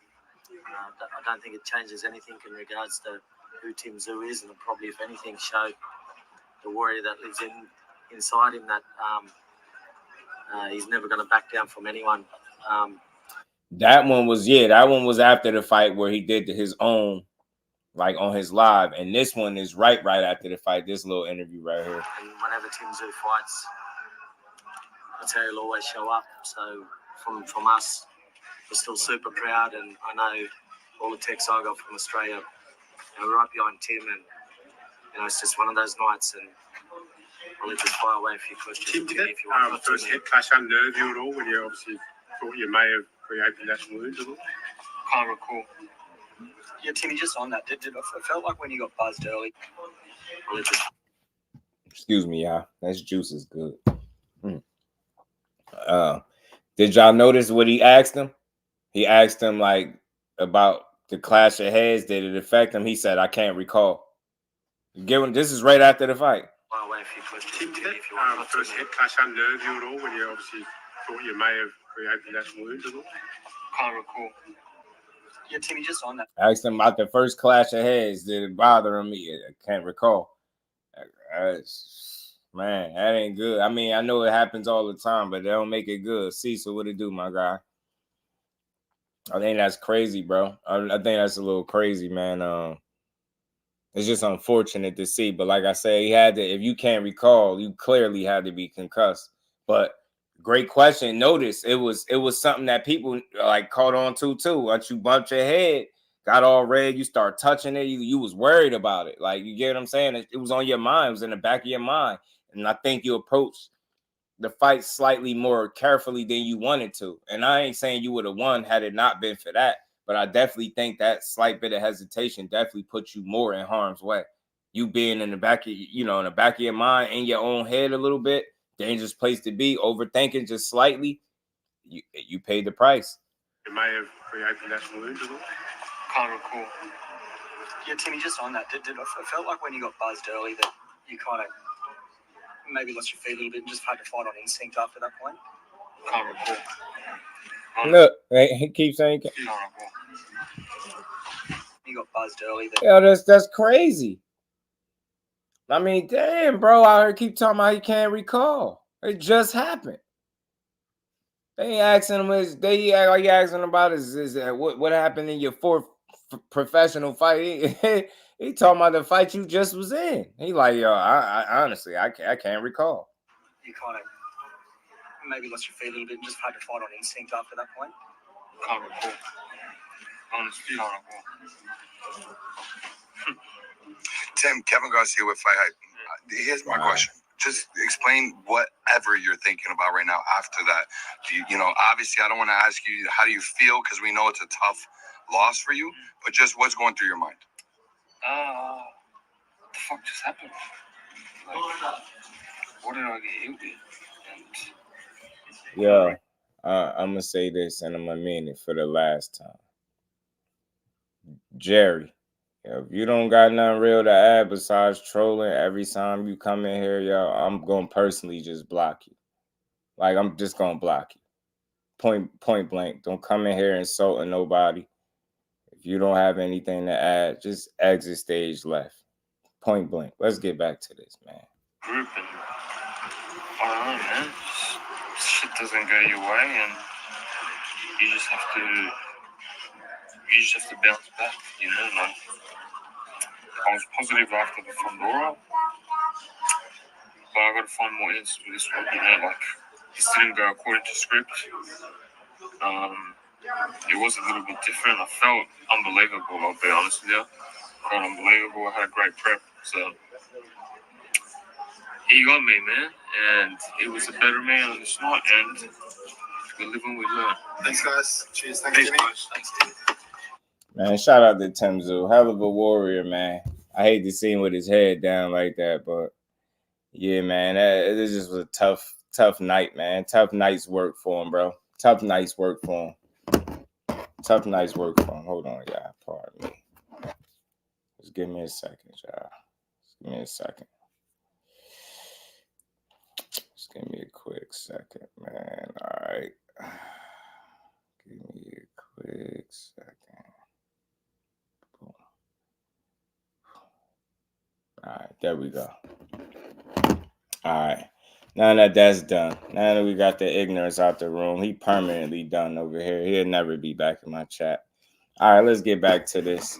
So like I said, man, for me, I do think that clash of heads, like they asked him, it was a reason they asked him about the clash of heads and did it bother him? I can't recall, because I do think that it altered the way he was thinking. I do think it opened up a little, You know what I mean? And it's natural. It's like, for example, Cool Boy fought Carlos Castro in his last fight, right? He got dropped in that fight. He got dropped in this fight before. You don't think he was thinking about it, but he responded the right way. It was a difference. See, when Cool Boy got dropped, you get what I'm saying? Gave him a chance. He was like, yo, I've been here before. Took a while. He was on one knee. Took a while. Got up. Regathered himself. With Tszyu, he one fight removed from the cut. He busts his head. You know, he grazed his head. He start touching, looking for the blood. And to me, I just think it changed the way he fought a little bit. You know what I mean? Made him a little slightly off. Just threw him off a little bit. You start thinking about, damn, I'm just coming off a cut. Wanted to fight more careful. You don't want to get cut again. I talk to fighters personally, and they talk about that. That'd be one of the first things they be concerned about is getting any cuts. You get what I'm saying? So I know him coming off a cut that caused him to have to pull out a whole fight. Old dumbass goofy dude. I'm sorry. I just be thinking people come in here talking a certain way. Dummy. He had to pull out a whole fight with Virgil Ortiz, then take a different fight. You don't think the very first time he butt his head and grazed his head good enough, he thinking about the cut again? That's reasonable. That's normal to think like that. But it's also normal to think that it could also alter the way he's fighting. You done seen it before. It's just like a fighter in the sense, you know, going to the body, they going low and they get worn, they stop wanting to do it. They hesitant about going back there. It's the same thing. You hesitant about going right back in there with the dude. You get what I'm saying? Because you're trying to avoid butting heads again. It's very simple. It's very simple to understand. So that's what I think I've seen in Tszyu. Not to mention, he had a guy that was just on point. You know, Bakram Murtazaliev was on point. He was throwing the right punches. He was mixing them up well. He had an answer for everything Tszyu was throwing at him. Tszyu didn't have an answer for him. He was beating him to the punch. He was fighting with more confidence. You get what I'm saying? And he was landing at a 50% clip. You can't allow no power puncher, especially some guy that's coming forward, landing on you, to just land at a 50% clip with both hands. He just letting them go. So you're not gonna make it out the fight like that. So shout out to Tszyu, man. I didn't expect that kind of turnout, man. I didn't, but I know what I feel like I seen in the ring. And again, I feel like the interviewers asked that question for a reason. It made sense because you watching it and you see body language and you like, yeah, a little hesitant, and he just causing him he just getting beat to the punch.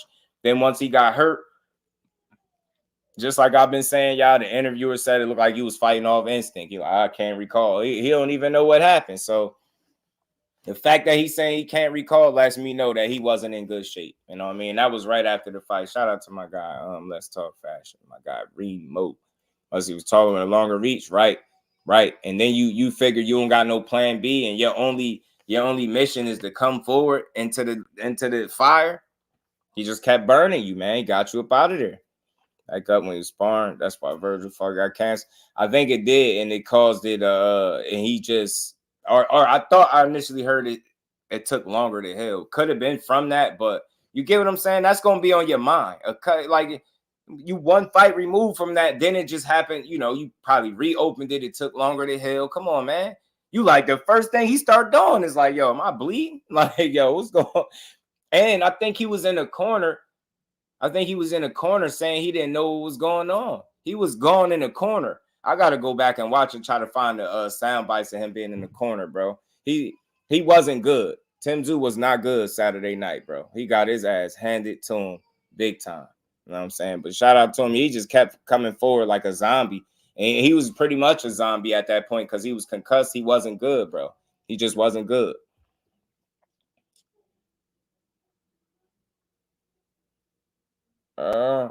I mean, I don't think he got an issue with footwork. You know what I mean? I don't think he's like I said, no ring general or nothing like that. He ain't no fleet-footed guy, nothing like that. I don't think Tszyu got bad feet. I don't think this fight was about him not being accurate. Tszyu is a very accurate puncher. He was landing his shots in this fight, right? I don't think it was the accuracy. I just think he was getting beat to the punch, and he didn't have a plan. And I think he got his brains scrambled early, and he just couldn't make the adjustments. And he only know one way, and that one way was not it wasn't productive, into getting him to win. You know what I mean? It was only gonna get him hurt. You know what I'm saying? He needed some type of plan B in this fight. He just didn't have it. You know what I mean? That's what I seen. You know what I mean? It just continued to go bad, man. But let's keep rolling, man. Shout out to Tszyu, man. Shout out to his team for even getting him the fights that make sense. But I think he definitely needs some time off, and he needs some smart calculated risks on the way back. I don't think he just need to jump right back into the lines, then to the deep end, because it's gonna get bad. Might have to set out of here, maybe tuna. He might need a couple of them. He might need a couple shakebacks at this point. You done took 2 back-to-back losses. Not good, bro. Not good. Can be out on their feet and still had the instinct to fight. Facts, right? He was still going, bro. He was throwing punches to the end. I respect the hell out of him, but I hate to see it, though. I hated to see him out like that. Bakram was on another. He was on a different type of time Saturday, bro. At his cut, man, he always works with, so he did start to bleed again. Yeah, that was in his head. So I'm telling you, you get what I'm saying? That's why I'm telling. It's a number of things that start playing into your head, right? You ain't good. So that's what I seen, man. I just think it was the wrong night to you know. I think it was the wrong night. You had the wrong guy in front of you to be having them type of problems. And I mean, he was a problem all in itself, right? So we'll see, man. We'll see. But I like Timmy, man. Shout out to Timmy, man. He'll be back. Get out of the ring as well. See, that's bad. That's all bad, Cal. Struggling to get out the ring is crazy. Crazy struggling to get out the ring, man. I hate to see it from Timmy, man. But like I said, I think he could bounce back, man. I think he could bounce back. I really do. A lot of guys mentally gone, but still fight. Hey, how's that possible? Yeah, these dudes, I don't know. Fight just, I think instinct, Roger, the muscle memory and stuff like that. Warrior spirit, yo, just pure instinct and grit. You know what I'm saying? Being a dog, man. It's crazy, but that's what I'll be saying. It's because he's my favorite fighter, but Spin's been through accident after accident, and ass whooping, not gonna slow him down, especially being the only loss he has. I mean, I would hope not. I would hope not. Now for Tszyu, it's back-to-back losses now for him, so he really got to regroup.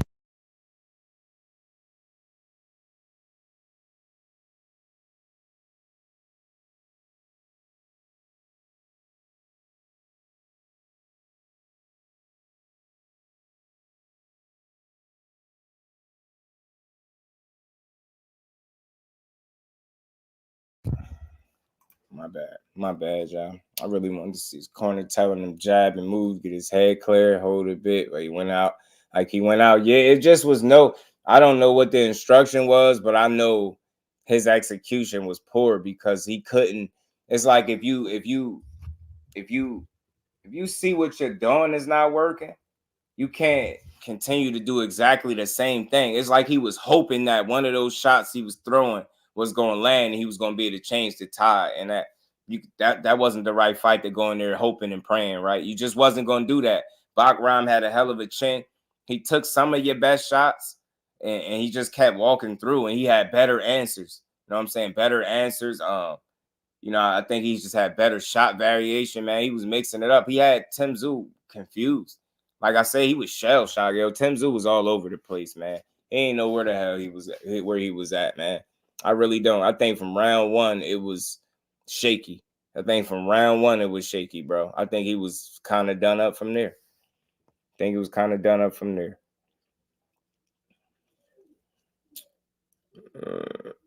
I mean, nah, his footwork, if you think his footwork was out of place, that's because his legs was gone. He was getting his ass handed to him. And he was getting caught with everything. So if you think his foot placement it wasn't because of nothing the corner told him. You know, the corner ain't going to teach you how to place your feet wrong. That's him. I think his legs was gone. I really don't think his legs ever got back under him. I don't think he recovered from the first knockdown. He looked decent when he got up, but then you see how he popped up on one of them. I was like, nah, he getting up too fast. He ain't taking his time clearing his head. He's just trying to get back in there and dog it right out, and you can't do that. You just can't do that. You gotta be able to switch something up. Yeah, he said he was prepared. he was prepared, or Murtazaliev. You know what I'm saying? If he was, there's no way he could say he was prepared and that happened. You know what I mean? If that's what prepared look like, I don't want to be prepared. That right hand behind the ear early. Yeah. Hen dog, what it do, my guy? Calling out Bud. Yeah, he said he'd fight a number of those guys. Tim Tszyu try to keep his distance. Y'all after the first knockdown stayed, ran right back in there. You get me, Cal? Right back into the fire. Like, hey, man, it wasn't hot enough. And look, I can't stress this enough. I respect the hell out of that warrior spirit, but that don't get you no win. That's not going to get you a win. When you hurt like that, you need a plan B. You need to be able to rely on your defense getting you out of trouble, right? He didn't have the option. And on top of that, like I said, his legs was taken from him. It's crazy because he didn't have to keep getting hit to the body or nothing and wear you out and take your legs. The shot up top, man, and he disconnected him, man. He unplugged Tim Tszyu controller, man, for sure.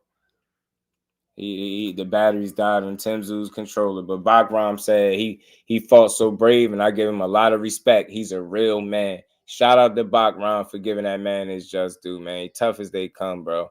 Tim Tszyu, you'll be back. I think you'll always have me as a supporter because you take the kind of fights that people want to see you fight. The back to back, even if it wasn't in your best interest to take this tough of a fight, you did it anyway. And I appreciate him for it. So look, shout out to him. But Bakram Murtazaliev, man, what's next for him? Shit, whatever opportunity present itself. He said he'll fight all the top guys. He mentioned it. He said the Spencers, the Crawfords, all those guys. So let's see. I think he'll be a tough fight for anybody. Respectfully, I think he's two-handed fighter. I think he got a hell of a chin, got a good gas tank. He could box. But let's see it, man. Let's see it. Let's see who's gonna be the next crowned champion at 154. You know what I mean? Jermell Charlo is the guy. Let's see if he could reclaim what's his. Yeah, I'm not debating whether or not he's prepared. Like, okay, he said he was prepared. Fine. Tim Tszyu was prepared. Him being prepared led to him getting knocked out in 3 rounds. That's fine. That make a lot of sense. He was prepared. He definitely wasn't. He had no plan B, so he could say what he want. Like, he's supposed to say that. And I get what he's trying to say. You felt like he was prepared. You say he felt great in there, all that good stuff. But you obviously wasn't the better man. You wasn't the better man. You was prepared, I guess. You know what I'm saying? But I seen you get pieced up. And when you needed it most, when you needed to make adjustments, you wasn't able to do it. You know what I'm saying? You wasn't able to do it. And I think, like I say, he was scrambled. So. No, I'm not going to argue. If he wants to say he's prepared, it's fine. You know what I mean? That's not a good way to be prepared, though. I'll tell you that. Throwing his punches, setting up his defense, throwing punches, let his hands down. A lot of those guys do that. Yeah, man. Power punches, them strong, come forward guys typically they lack defense to a degree, right? Especially creativity defensively. Like, you seen him slip some punches, but some of that was just instinct, right? He just don't. That's not the way he fights. He's not a guy that's trying to make you miss and make you pay, right? He's just going to get in there and mix it up. And if you miss, he going to make you pay. He one of them. He ain't, you know what I mean? That's just not his intentions, it seems to me, right? His defense sort of sometimes is an afterthought, and he's a guy that offense could be his defense, right, and get him out of trouble. And what I'm saying is when you got a guy that's offense is every bit as good as yours, possibly better, you need to be able to rely on some defense to get you out of trouble. And he couldn't do that. So his only response, his only answer to being hurt and to being beat to the punch was to keep fighting, to keep punching with the guy. That just wasn't smart. You know what I mean? It wasn't, he wasn't even thinking clearly because, even if Buddy was faster, then you could have punched with him, timed his shots. You know what I mean? You could have set up your shots by timing him, but you just wasn't doing. He wasn't thinking clear. He was just trying to outfight him, and he was already hurt. So it just ended up being bad for him, man. Ended up being bad, but it's a fight that he could bounce back from it. They just got to be smart on how they're gonna get back in the mix. That's what's most important. The light jump leg test, they go right back. Yeah, they gotta be smart with that though. Nah, I mean, shit, Devin fought like a warrior too. But Tim fought like a warrior because that's how he always fight. One guy seemed like he could have boxed in a different facet. Like the things that, Tim Tszyu lack as a boxer, Devin Haney has those capabilities. He can fight up the back foot. He can box and move. could make you miss and hit you. You know what I mean? Make you pay. He can do those things to a high level, right? But it seemed like he tried to fight the fighter, right? You know what I'm saying? Instead of boxing a fighter. And in Tim Tszyu's case, that's just how he fights. So that's why he, you know, one of the first things that's going to come out of somebody's mouth is he's a warrior, because that's how he fight anyway. But seeing him get up off the ground makes him the warrior. Not having no quit makes him the warrior. I mean, look, the fighter himself said it. Shit. But make no mistakes.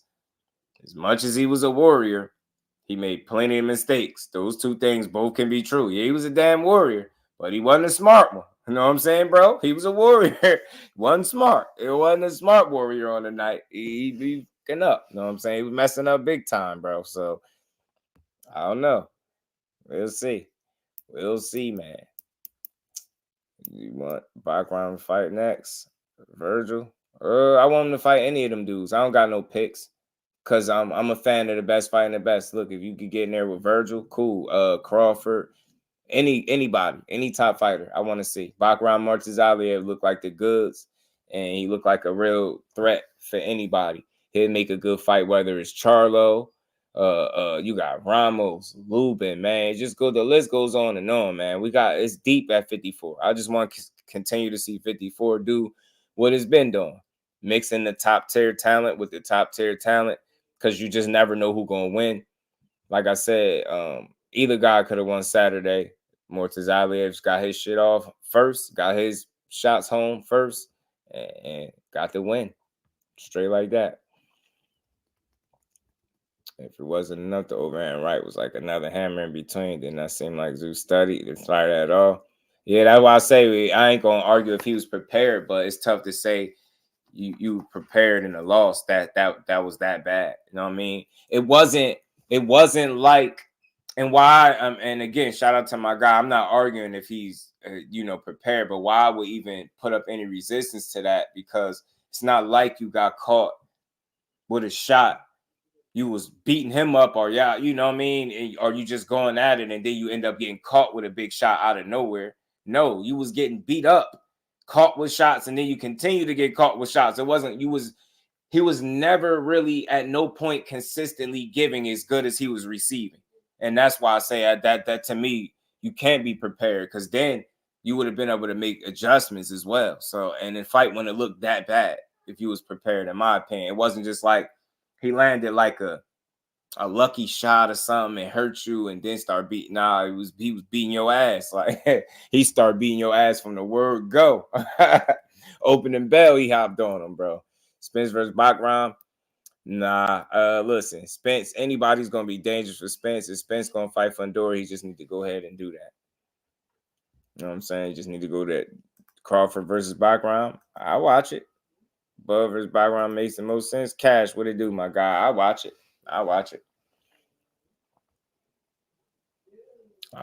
He said but like I said, he mentioned he'll fight any of them top guys. So any of those could, I'll have to give me any of the fights. What it looked like to me is that he ain't like he trying to pick and choose. 54 look like they don't be trying to pick and choose. They wait to the top. They look like whatever the top fighters is, that's who they want to fight. That's why I don't really have no pick. Would I want to see Bud sooner than later getting there with him? Yeah, hell yeah. Shit, give me a Bud Crawford and Background. Know what I mean? Because I don't think we're going to see Canelo and Bud. So Bud might want to make a run at 54 again. Know what I mean? Or make a run at 54, should I say. Isn't Bud trying to get paid? Spence even coming back for real. I mean, I'm hearing that he is, Gertz. I'm hearing that he is.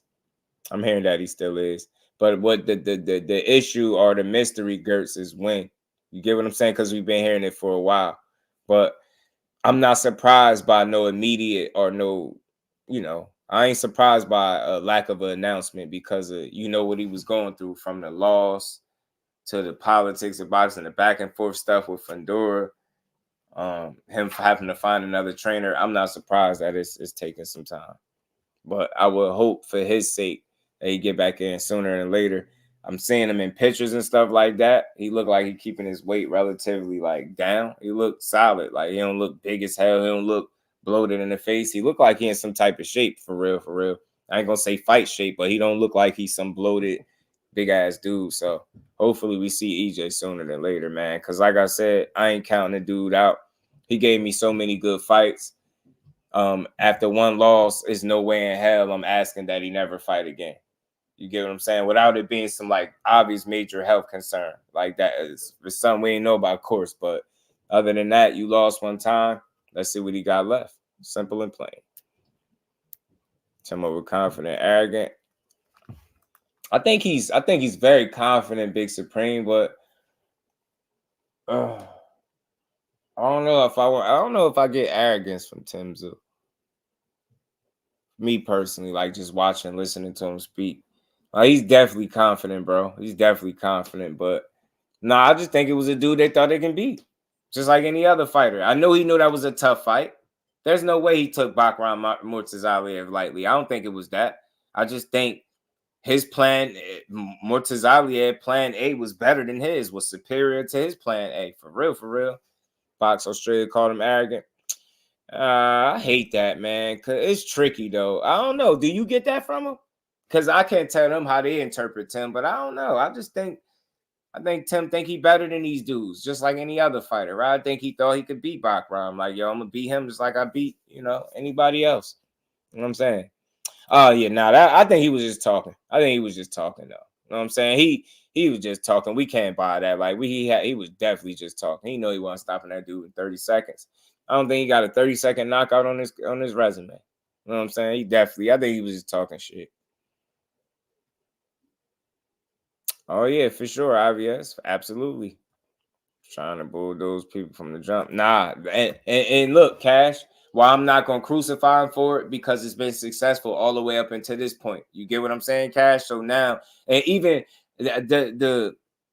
I got an asterisk next to the Fundora fight. No slight to Fundora. He won the fight, but y'all know for obvious reasons that cut impaired his vision for the better of 10 rounds or so, man. So that's the asterisk next to that. But up until that point, his style has always worked, bro. So I'm not mad at him. Now I want to see the first time you ran into somebody and it didn't work. Outside of Fundora, I'm going to say because this fight, you really got it put to you. Wasn't no cut, none of that. You got your ass handed to you. Now I want to see if you're able to respond and maybe make adjustments from this point on, right? Or are you just going to try to bulldoze everybody, right? Are you going to have more of a calculated approach? Or are you going to try to add any nuances to your game, right? So that's what I'll be looking for with Tszyu. But I know it's probably going to be a little bit before we see him. Tim went in like Till did Cambosis. Did he? WBO strip from Dory. Think Charlo will fight. But for the WBA belt, not coming back. I think he fight. Would he fight him? Yeah, I think he'll fight him, but they're not coming back. Not coming back. Two names I was hearing for Charlo. The one was obviously Julian Williams in a comeback fight, but I was hearing the potential of a Jesus Ramos fight and Jermell Charlo. But do I think he'll fight Bud? Absolutely. Jado was good with it, fam.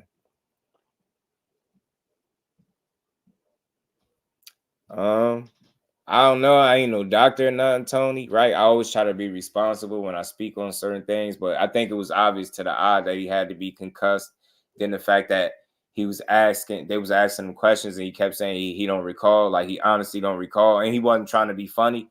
I think it was, I don't know, I'll just put a level or number on it, but I think it was enough of a concussion where it's somewhat concerning for sure. I think he took some real punishment in them short 3 rounds. Murtazaliev, a two-handed, heavy-handed fighter, and he was punching. So I think it was pretty bad.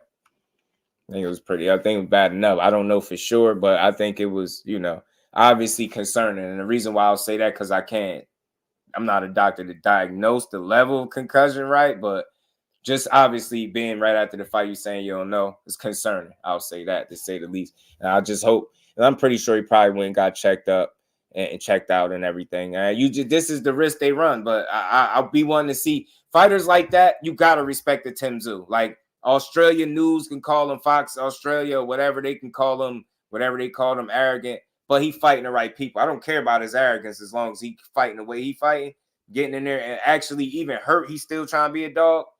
That's I could support him. Maybe if you're gonna be a little bit arrogant and give me the fights, Hey, you get, I'm gonna sit right here and enjoy it because his arrogance don't affect me. That's gonna hurt him in the long run, right? But I just want to see the fights, and he gave us some good fights, and he don't, he ain't ducking and dodging. So no, I got you, Tony. I got you. I just want to be mindful with my commentary on certain stuff like concussions. Like I don't, can't really say, but just listening to him, like I felt like it was concerning, bro, because they asking him regular questions and he was like, I don't recall. You know what I mean? I know that's probably normal to people, but I hate to see that for a fighter. You know what I mean? Shout out to Timmy. Shout out to Timmy Tszyu. Now let's keep building, y'all. We ain't done, y'all. Shout out to everybody in the building, man. Y'all make sure y'all smash the like button for your boy. We gonna keep on doing just shit.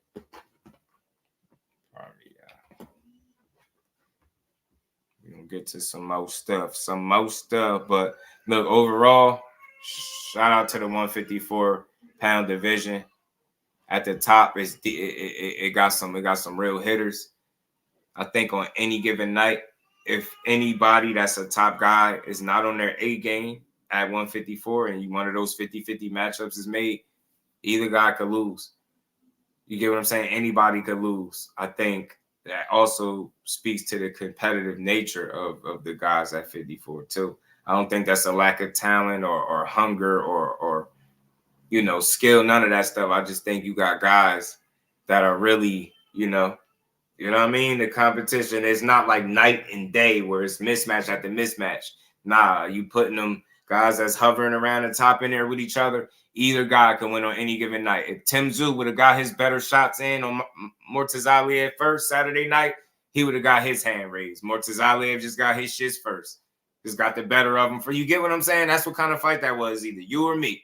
And it was just happened to be Tszyu. You know what I'm saying? That's what it is. Same thing with Charlo. It could be that type of fight, either you or me. You know what I'm saying? Like either of these guys, all of these guys can mix it up. It's really one of those type of fights. Name me one guy at 154, y'all, that's head and shoulders above the competition or the skill gap is like so significant at the top. Any of the top guys where you like the skill gap is like significant. You get me? That's why I think 54 is the way it is, because they got enough of those real matchups that we need to see where we can say who we think will win, right? Some people pick Tszyu to win, right? I thought Tszyu could pull it off. Murtazaliev said, nah, hell no. You know what I'm saying? So Virgil Ortiz has some close encounters in his last fight. Look how close his last fight was. I know people was picking him by stoppage. You get me? 54 is really competitive as hell. You get me? So nobody is really like, Charlo, yeah, absolutely. Akello, absolutely. Remember, he was the one out of the two that was considered the boxer. He said, Bud. He ate his punches, Cash, but I think they would have started, like if he'd have made it to the second part of the fight, second half of the fight, Cash, I think Tszyu's punches would have had more of an effect. I just think early, Murtazaliev had a hell of a poker face and a real good beard. You know what I'm saying? And his punches wore and got to Tszyu before Tszyu got to him. It was just one of those things. Big Leg Charlo will go the WBC route because Victor Ortiz would be more feasible than Crawford. Victor Ortiz.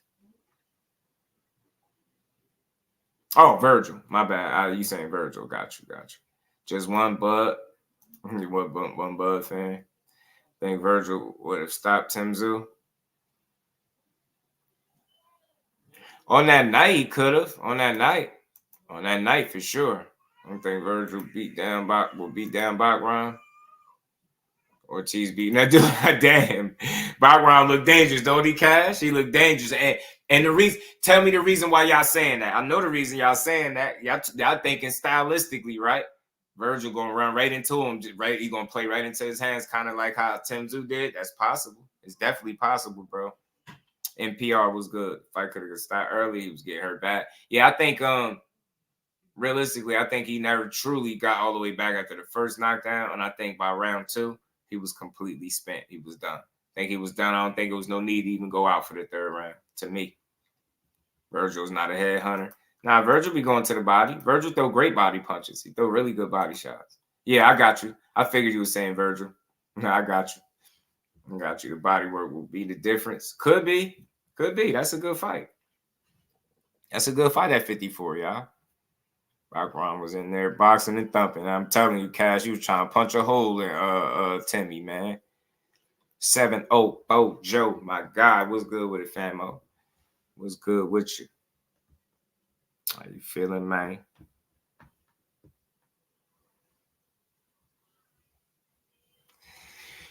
It's not the style, but it's the IQ, the timing, and the power. Bachram has excellent timing on his counter punching. Now, yeah, he had the total package that night. That's the only area where I think Tszyu could have tried to match him is with his timing. Tszyu has good timing, but he was just fighting off instinct, and he was getting hit so often. He just was in a position where he was constantly trying to get his lick back, and it was just putting him in a position to get picked apart. Because one, I believe he was hesitant from the clash of heads, and just that thought of the cut being in his head, right? And I just two, you had a guy that just had the faster hands and getting off on you, and without you having any other game plan, you just walking in trouble. Hell's Kitchen. Tim walked into a Russian bear. I'm telling you, they said he was fighting Better Beef, little brother. They said that's Better Beef, little brother. I said, dang. No, he punching when they call me Better Beef, little brother. Absolutely, Jay. Absolutely. I don't know. I think Virgil and Bachram would be a good fight, though. Virgil beats Bachram. I think it'd be a good fight, pugilist. I like to see it. I like to see it. Zayas versus Bachram? Hell no, NPR. He better not go nowhere near him. He better not go nowhere near Bachram. Too early for him, I think. Yeah, it might be a little too early for Xander. Might be a little too early for that move. I think he might get hurt. Might get hurt, bro. He might get hurt against that guy. Well, let's keep rolling, man. I wanted to pull something up, man, because y'all know I'm the clip king. So I keeps the clips, y'all. I keeps them. I wanted to pull some up. We're going to switch gears for a minute. Jesus Ramos versus Bachram. That's a good fight. But I was hearing time for the only segment in boxing. I was hearing Jamel Charlo could potentially get a fight with Jesus Ramos. So we'll see. We'll see. I know anything changes in boxing, but any of those fights, bro, any of those top guys, any of those notable names, they gonna make good matchups. 54 is just like that. Don't matter how you mix and match them top guys. They all gonna make good fights with each other. And like I said, on any given night, anybody could win. You know what I'm saying? That's what makes that division dope. I think Talise Gonzalez, the Blues. I think so too. He's more creative, Jay. He's more creative and just slightly more layered, more versatile in his approach too. Give you more looks. He give you different looks that Xander don't quite give you at this point in his career. They're gonna keep him getting dropped. I can see it, but background drop him. Stopping Virgil. He could, but I know Virgil fight hard. He might. But see, Virgil. I think Virgil faster than Tszyu.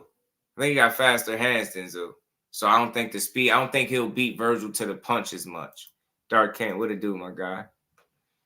Background, like bigger version of Karen Happy Feet. He do in a sense, don't he? Xander versus background, yeah. I think that'd be bad for Xander, Teach. I think Xander would do him wrong. I think background would do him wrong. I think it's just early for him, right? Needs some more seasoning. I'm not completely sold that he'll be ready for that. And I could be wrong as hell, but that's just me. I don't know about that. Virgil definitely thumping though. Absolutely. So 154, I just want to see him mix it up, man. I want to see him mix it up. Shout out to Bachram. Shout out to Tszyu, man. Bounce back. Get back gang in effect now. You know what I'm saying?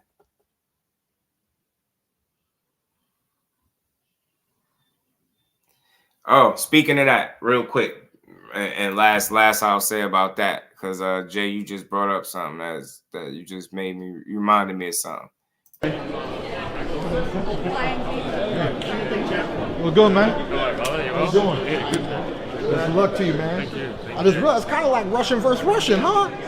Kind of, a little bit. Hybrid. You are hybrid. You are the hybrid. You are the hybrid. That's true. Huh? I don't know. Hey, congratulations, man. Good luck. Glad you're here in Orlando. Boy, what's up? What's good, my man? My God, what's up, man? Nice to see you. Hey, Tszyu, if you get the contract, you gonna sign it? They want to know. They asked. They said, are we gonna go? I said, I know this man. This man controls his own career, but at the end of the day, if you get the contract, we got some unfinished business, don't we? I thought so. Yeah. I thought so. See you soon, then. Yeah. Yeah, man.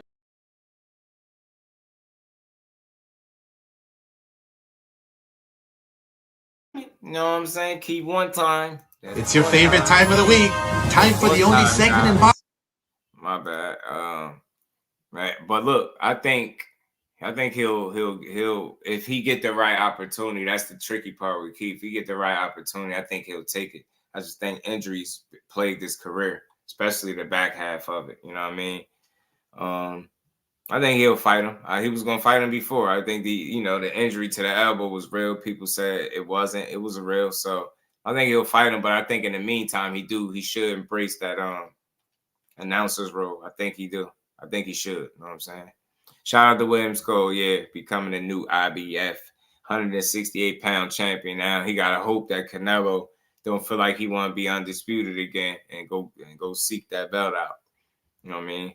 Yeah, clapback Oscar is funny, but let's keep rocking, man, because, some of this stuff I know y'all already, but we ain't get the bill. I ain't get to get my just due on it. This was clapback Thursdays, but we plan on it on a Monday because we do whatever we want over here. Shout out to Oscar. This is entertaining. And like I said, he finally revealed, what I feel like is some pay-per-view numbers, right? So he said a lot of stuff in this. This was one of his longest, I think, clapback joints. So small blood in the water, yeah, man. You gotta get back in the mix, man. You gotta get back in the mix. He ain't hurt in the top competition. I went for his I don't see him beating any top guy at 54. Yeah, just the inactivity, Cash. There's a lot of questions to answer. I just know he'll have a chance.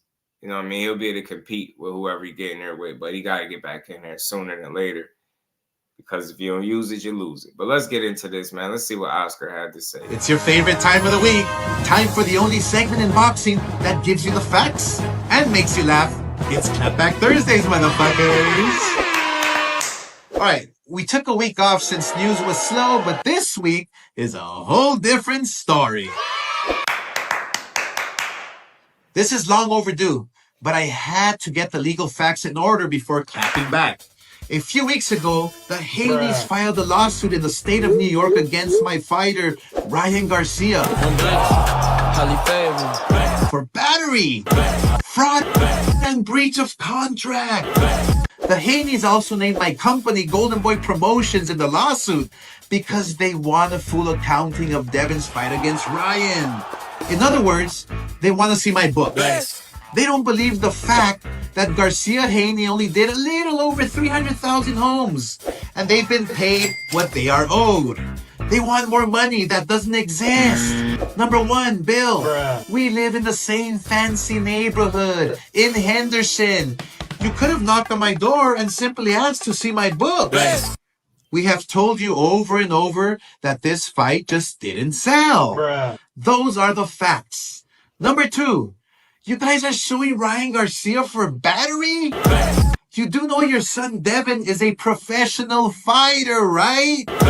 His livelihood is based on battering other opponents. This has to be the lamest claim I've ever seen in the 4 decades I've been involved in this sport. And now, Bill, you're going to say that Ryan was doped up for the fight. The traces of Austrian was so minute that professionals have said it didn't even matter or make a difference. The truth is simple, that your son couldn't block the left hook. He couldn't stay on his feet with those nasty Uggs he was wearing. And he couldn't handle Ryan Garcia. Point blank. I know you're going to respond by trying to clown me with Oscar Delahoya and Oscar de la Fishnets and blah, blah, blah.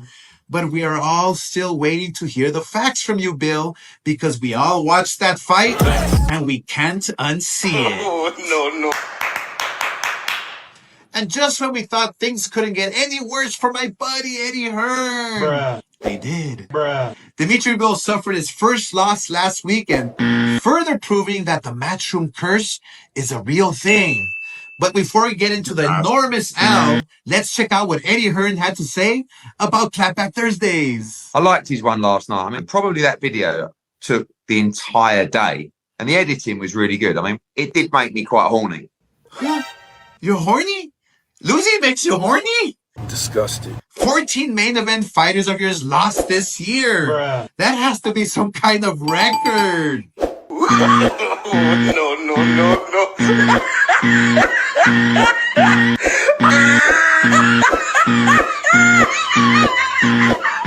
Look, despite the horrible things people say about you, I don't dislike you. I'm just pointing out the facts that you're unable to do your job. I don't care if people say you're a giant douche and silver spoon-fed trust fund loser. I just think you're a horrible promoter. And you've proven me to be correct. Gotcha, bitch. I don't know how much longer your funding will last considering you've built absolutely nothing. But it's not my problem. There are 2 months left to redeem yourself in 2024, Eddie. I believe in you. Well, actually, I don't. Oh, and Canelo. Fuck you. Remember, guys, you're never a hater if you only speak the facts. Bro.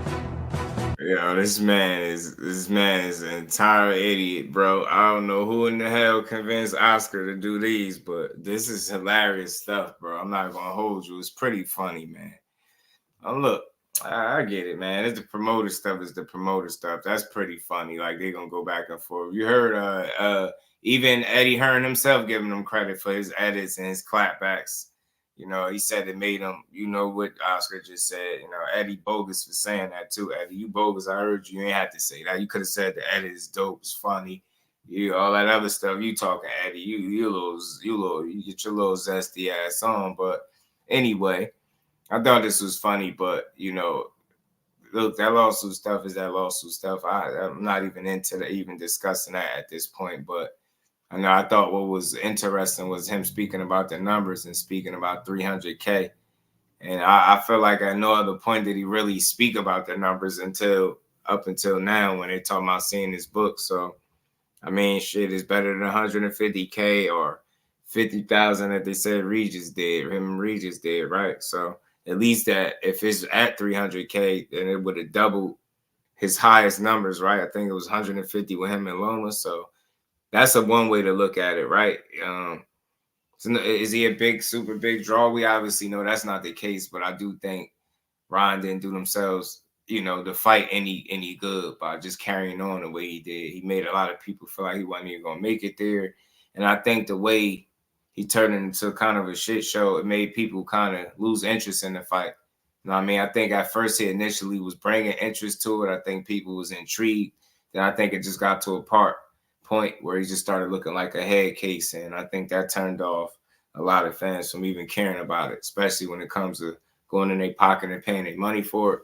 So I think he missed the mark in a few different areas with the over promoting and all the, you know, the act, that whole charade and all that stuff he put on. But I mean, look, you got to get back, yo. If your numbers are low, you damn sure you can't get them up if you're sitting on the sideline. You're not fighting, right? So we hearing these different things about who Devin Haney could fight. Like I said, this lawsuit and all this different stuff, and this fight and this fallout from the fight got everybody talking about what he should do next and where he gonna go next.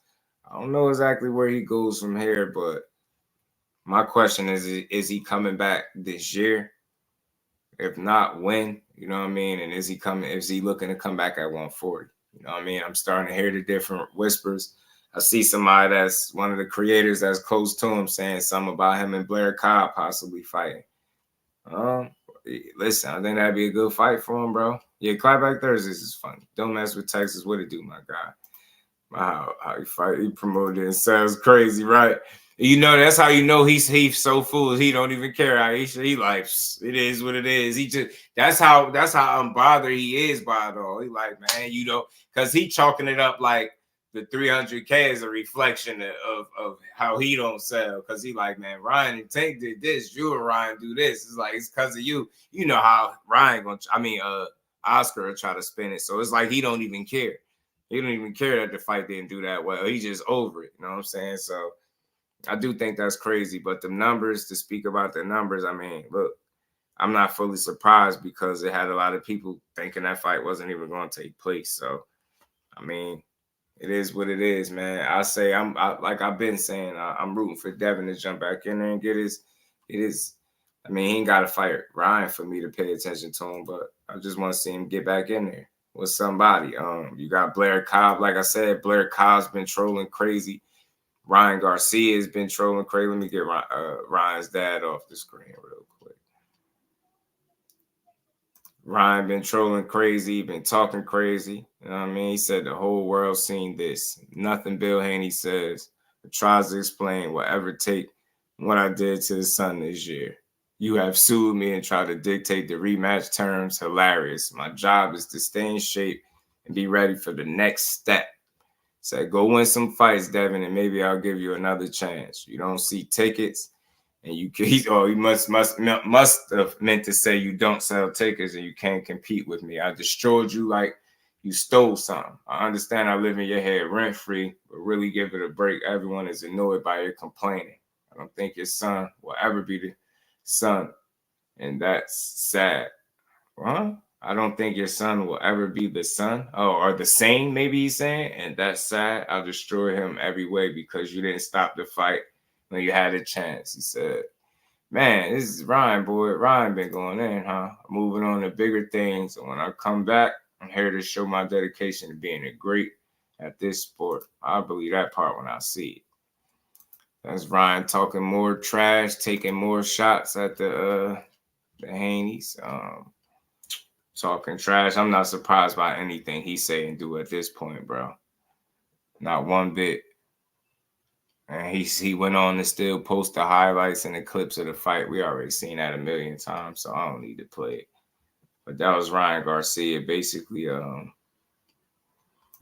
checking him about he got another response where he's talking about the VADA and all that stuff. And I just think that's just a spectacle at this point. You know what I'm saying? I think that's just one way to keep his name in the media. I think they just need to let his ass be suspended and be quiet. You know what I mean? Stop giving him more ammo to kind of try to make himself relevant off a situation that people should be side-eyeing him about. You get what I'm saying? So, I don't know. Bill knows the gravy train is over. They're taking a couple more L's and retiring. That'd be crazy. They both sold 300. But Devin don't sell. I guess Dev was fighting himself. Nah, it's a two-way street. You know what I mean? But for Oscar, that's how he gonna look at it. You know what I mean? He gonna treat it like it was Devin. You know? I don't care personally whether he sell tickets, don't sell tickets, do sell a lot, break numbers, don't. I watch him regardless. But for Oscar, yeah, I think that's how he gonna treat it. You know what I mean? Because you see when he said, you don't sell. Like, he make it seem like he was fighting himself. It was only one person in there. So that is true. It always takes two. Whether them numbers is good or bad, it take two. Because you can't fight yourself. You know what I'm saying? Oscar Delahoya at 147. Oscar. Oh, Oscar. Man, so him and Oscar been going at it, and that's where they at. They ain't going to be friends no time soon. I mean, Devin be getting all types of shots taken at him. Like I said, Ryan been trolling, saying what he said to them. Blair Cobb ain't shut up yet. He's still trolling. He posted this, who hits harder out of Clarissa and Devin Haney, which is wild. Blair Cobb still on. Yeah, I think this is a fight I think that's a fight for Devin. People think it might be bad, but that dude that helped sell it, right? He talked trash. Might be some intrigue. He out here, he posted the sparring footage. He was, I seen it before he posted it recently, but he was touching you up a little bit in that sparring footage. So he got people feeling like, he had one up on you. But like, boy, they got a bunch of crash test dummies on YouTube and nobody buys their fights. I'm telling you, they be going off.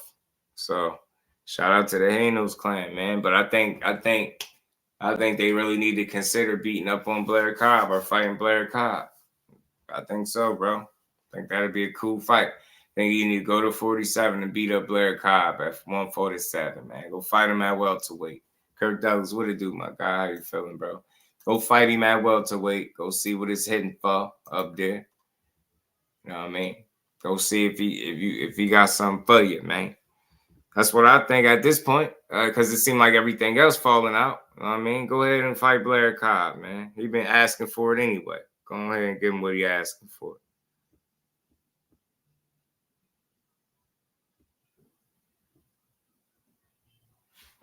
Go ahead and give Blair the Flair what he asking for. Yeah, it'd be a tough fight, but I think at this point, all fights gonna be tough for him, right? I think no matter where he go, the fight is gonna end up being tough. It's just a matter is if he gonna, if he want to go in there and do it, because he need to. Look, you got Devin suggesting who he fight, man. Golly. Look, he said Blair the Flair with Devin Haney. Back it. Devin gets past Blair, then we can run it back. I doubt it. This man issuing, he telling him who to fight to give him a chance. Crazy, bro. Wow, man. Ryan Garcia, bro. We need his ass beat every way, shape, and form, yeah. Like Blair beat that Devin, you know, sir? Legacy, my God, what it do? That's a little back and forth, man. I know y'all probably can't read all that text, but that was Ryan going back and forth with them, telling him he should fight Blair Cobb and he'll give him another chance. But all jokes aside, I think they should fight him. By their logic, Devin, Doug, and Blair. Right. It's because soon somebody call you out, right? That means you're ducking. You know how I go. You know how I go, Kurt. You know how they do it. So, I mean, I don't know what's to come out of this. Like I said, I seen somebody that is closer to him that reported on that and saying, about him and Devin possibly fighting each other. I think it's a good get back fight for him. Blair talk, run his mouth a lot. Like I said, I can't stress that enough. It helps the other fight. It's a get back fight for you anyway, right? You better than him. You sparred him, right? You comfortable enough getting back in there with him. And Devin said he sparred, Blair posted some old sparring. He said he sparred him as recently as the Regis fight. He said he sparred Blair for the Regis fight. He said if Blair kept talking, he was going to post it on his YouTube. That's what Devin did say. He did say that.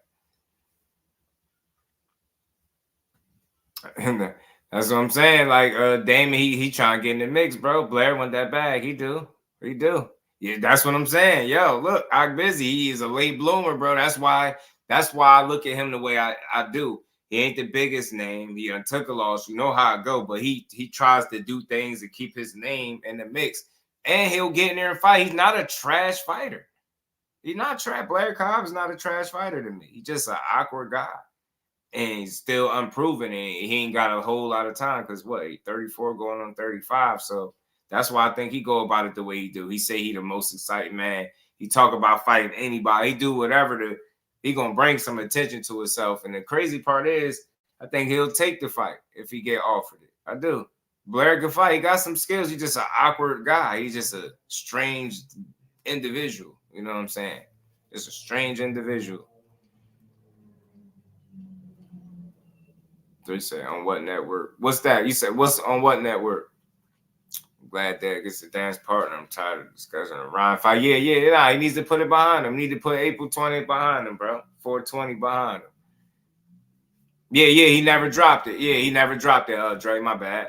That was Devin saying he'll put it on his YouTube channel because he got a YouTube channel, but I don't think he ever did it. No, not that I ain't seen no breaking news. Everybody would have had it everywhere. So I did initially check for it a little while after he said it, but he ain't do it. So I'm assuming he not.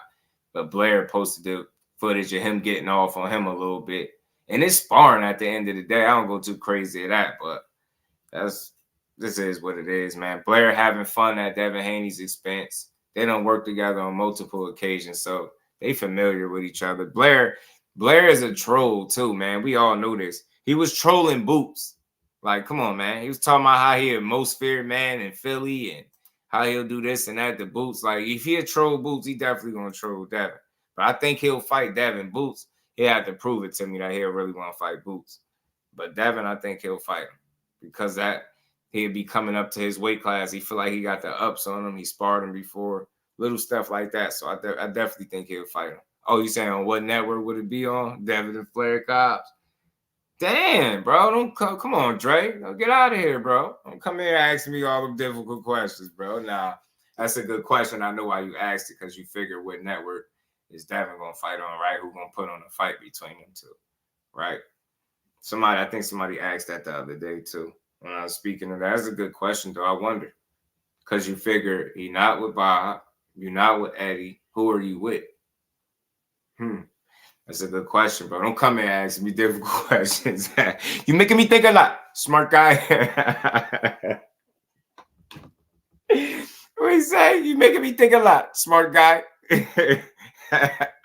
Oh man, yeah. But nah, that's a good question though. I wonder though, and to some degree, that might be a bit of the the hold up with him facilitating the actual situation that makes sense for him, right?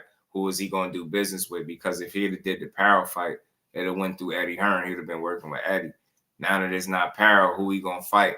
Because I think who he fights, you know what I mean? It's important, because where is he going to be at? Because he a free agent pretty much, right? He ain't signed to nobody, right? So it's interesting as to who would actually put a fight on with them. Now, DHP gonna put it on. Drake, DHP gonna put it on. You know what I'm saying? DHP gonna put it on. DHP, this would be your first show. This your opportunity. Blair don't cost that much. Put the show on. You know what I'm saying? You put Omari on the co-main. I mean, go ahead. DHP put on their first card by themselves. Asking side right now. Absolutely, though. Absolutely. Absolutely, bro. You say with Don King. Oh, Blair is, ain't he? Blair with Don. Yeah, maybe the Don King Network then. You know what I'm saying? Don King Network. But I don't know, man. But look, shout out to Devin. I joke a little bit, but all jokes aside, I want to see him bounce back. I think that's a good fight. I think Blair just, maybe I'm crazy. I want to know some of his biggest fans what they think about the Blair fight. Maybe I keep saying this. I need to start doing these polls. Ask people how they feel about it. But look, speaking of this, while we still on this, before we switch gears a little bit, man, we still gonna cook. But I had seen this poll across YouTube, and I just thought it was interesting. It had a nice amount of votes, 7.6K. Say who should Devin Haney fight in his next comeback fight besides Ryan Garcia, who's suspended. Got Arnold Barboza, Blair, Cobbs. Y'all see my vote. I try to vote for Blair. Somebody 61% got Tszyu, bro. 61% got Tszyu. Tszyu already said no. That's the problem, though. He said he was going in another direction. So a lot of people keep giving Tszyu like this praise for wanting to fight everybody, but it's not true. I ain't about to say he's scared, but he obviously got a plan. Whatever his plan is, I'm not sure, but he got one. But he not fighting Tszyu coming back. I mean, and it's crazy because they was really in position to do that. But Tio already, he made his bed. He ain't trying to fight Devin. At least not right now. Unless he change up his mind or something. This dude just sitting on the sideline, chilling. Pissing Bob Arum Top Rank off. That's what he doing. I just don't know, man. I don't see it. I just don't see it, bro. I don't know, man. I don't see Tszyu on him fighting, man. I would love to see the fight, but these polls be interesting what the people be wanting to say. Yeah, he definitely got big top rank problems. Shout out to my guy, Dre.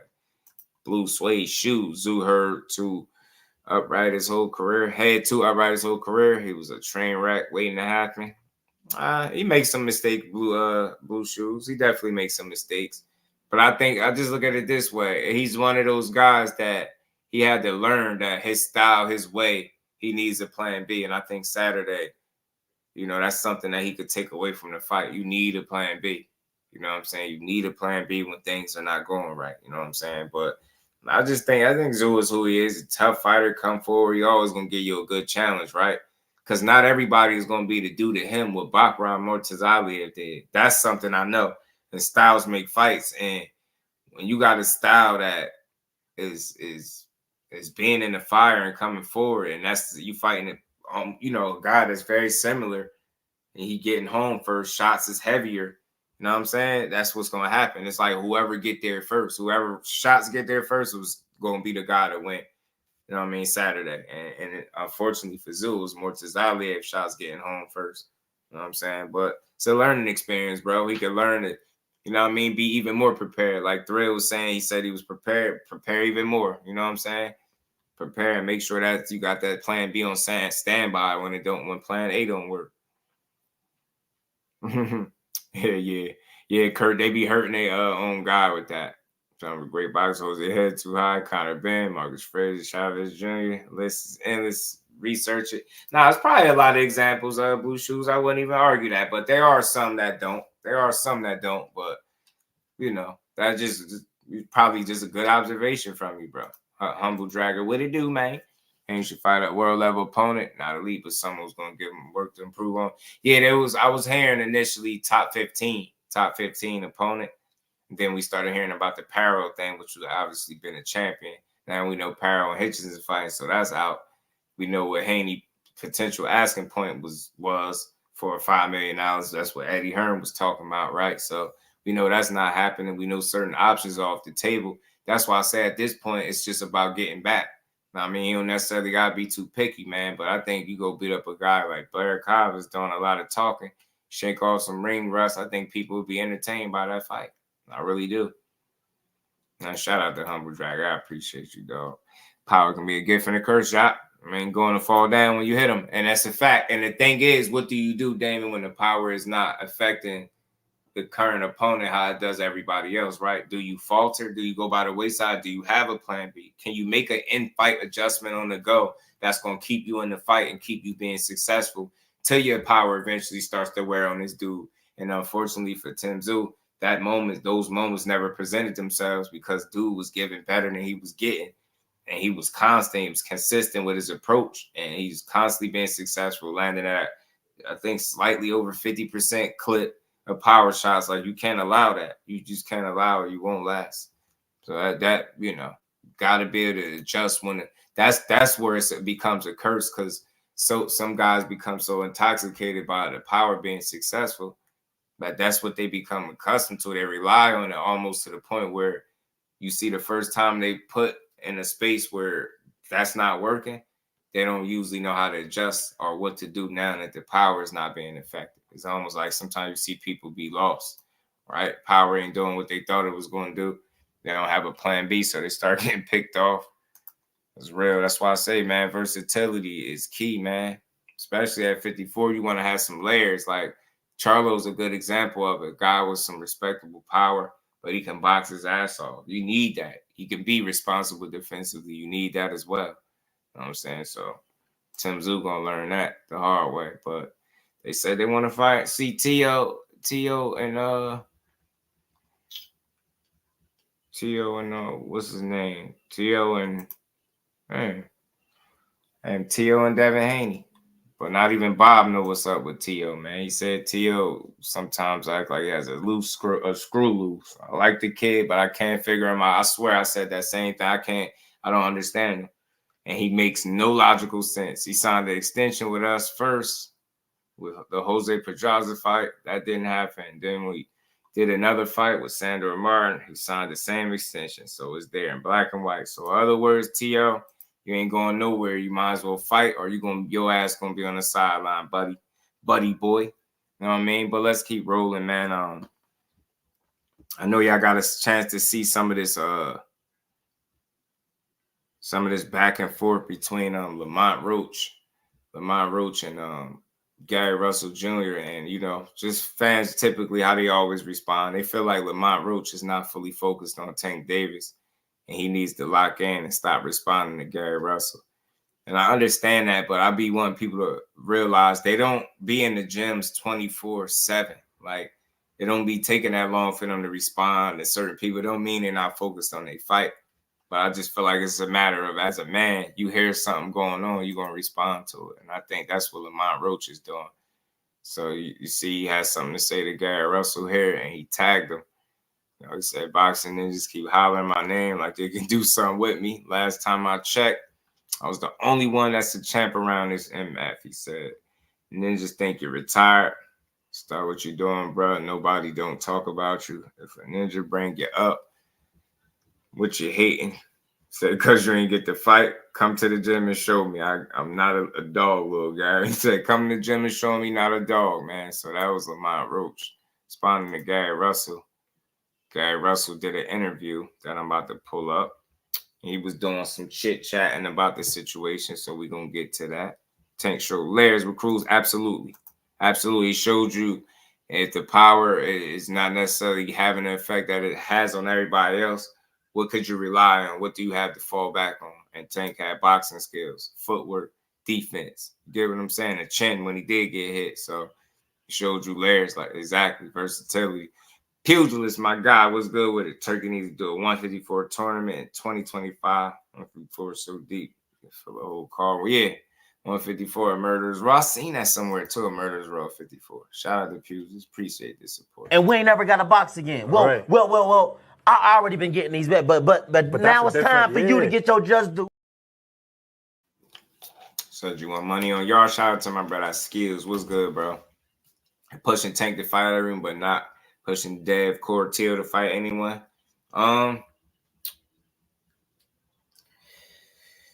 Just gotta put it in its proper context, right? You want all those dudes to fight everybody if you're a real boxing fan. You hear Tank name come up so much, and for me, I try to make sense out of some of it. I think they ask for that because heavy is the head to wear the crown. So when you wear the crown, people gonna expect the most from you. Do that sound fair? Right? When you wear the crown, if you the guy, they're gonna expect the most from you. But at the same token, if you're a real boxing supporter, not just a boxer supporter, then you want all of the guys to mix it up, not just Tank, right? But I feel like for me, right, as a boxing fan, his responsibility is to deliver fights that people want to see, right? Give people their money's worth because they have to pay to see him. But the crazy part is you don't got to push him towards something that I believe he's working towards anyway, right? I believe he's working towards those fights anyway. So I think it's just a matter of time. It's a matter of when, not so much if.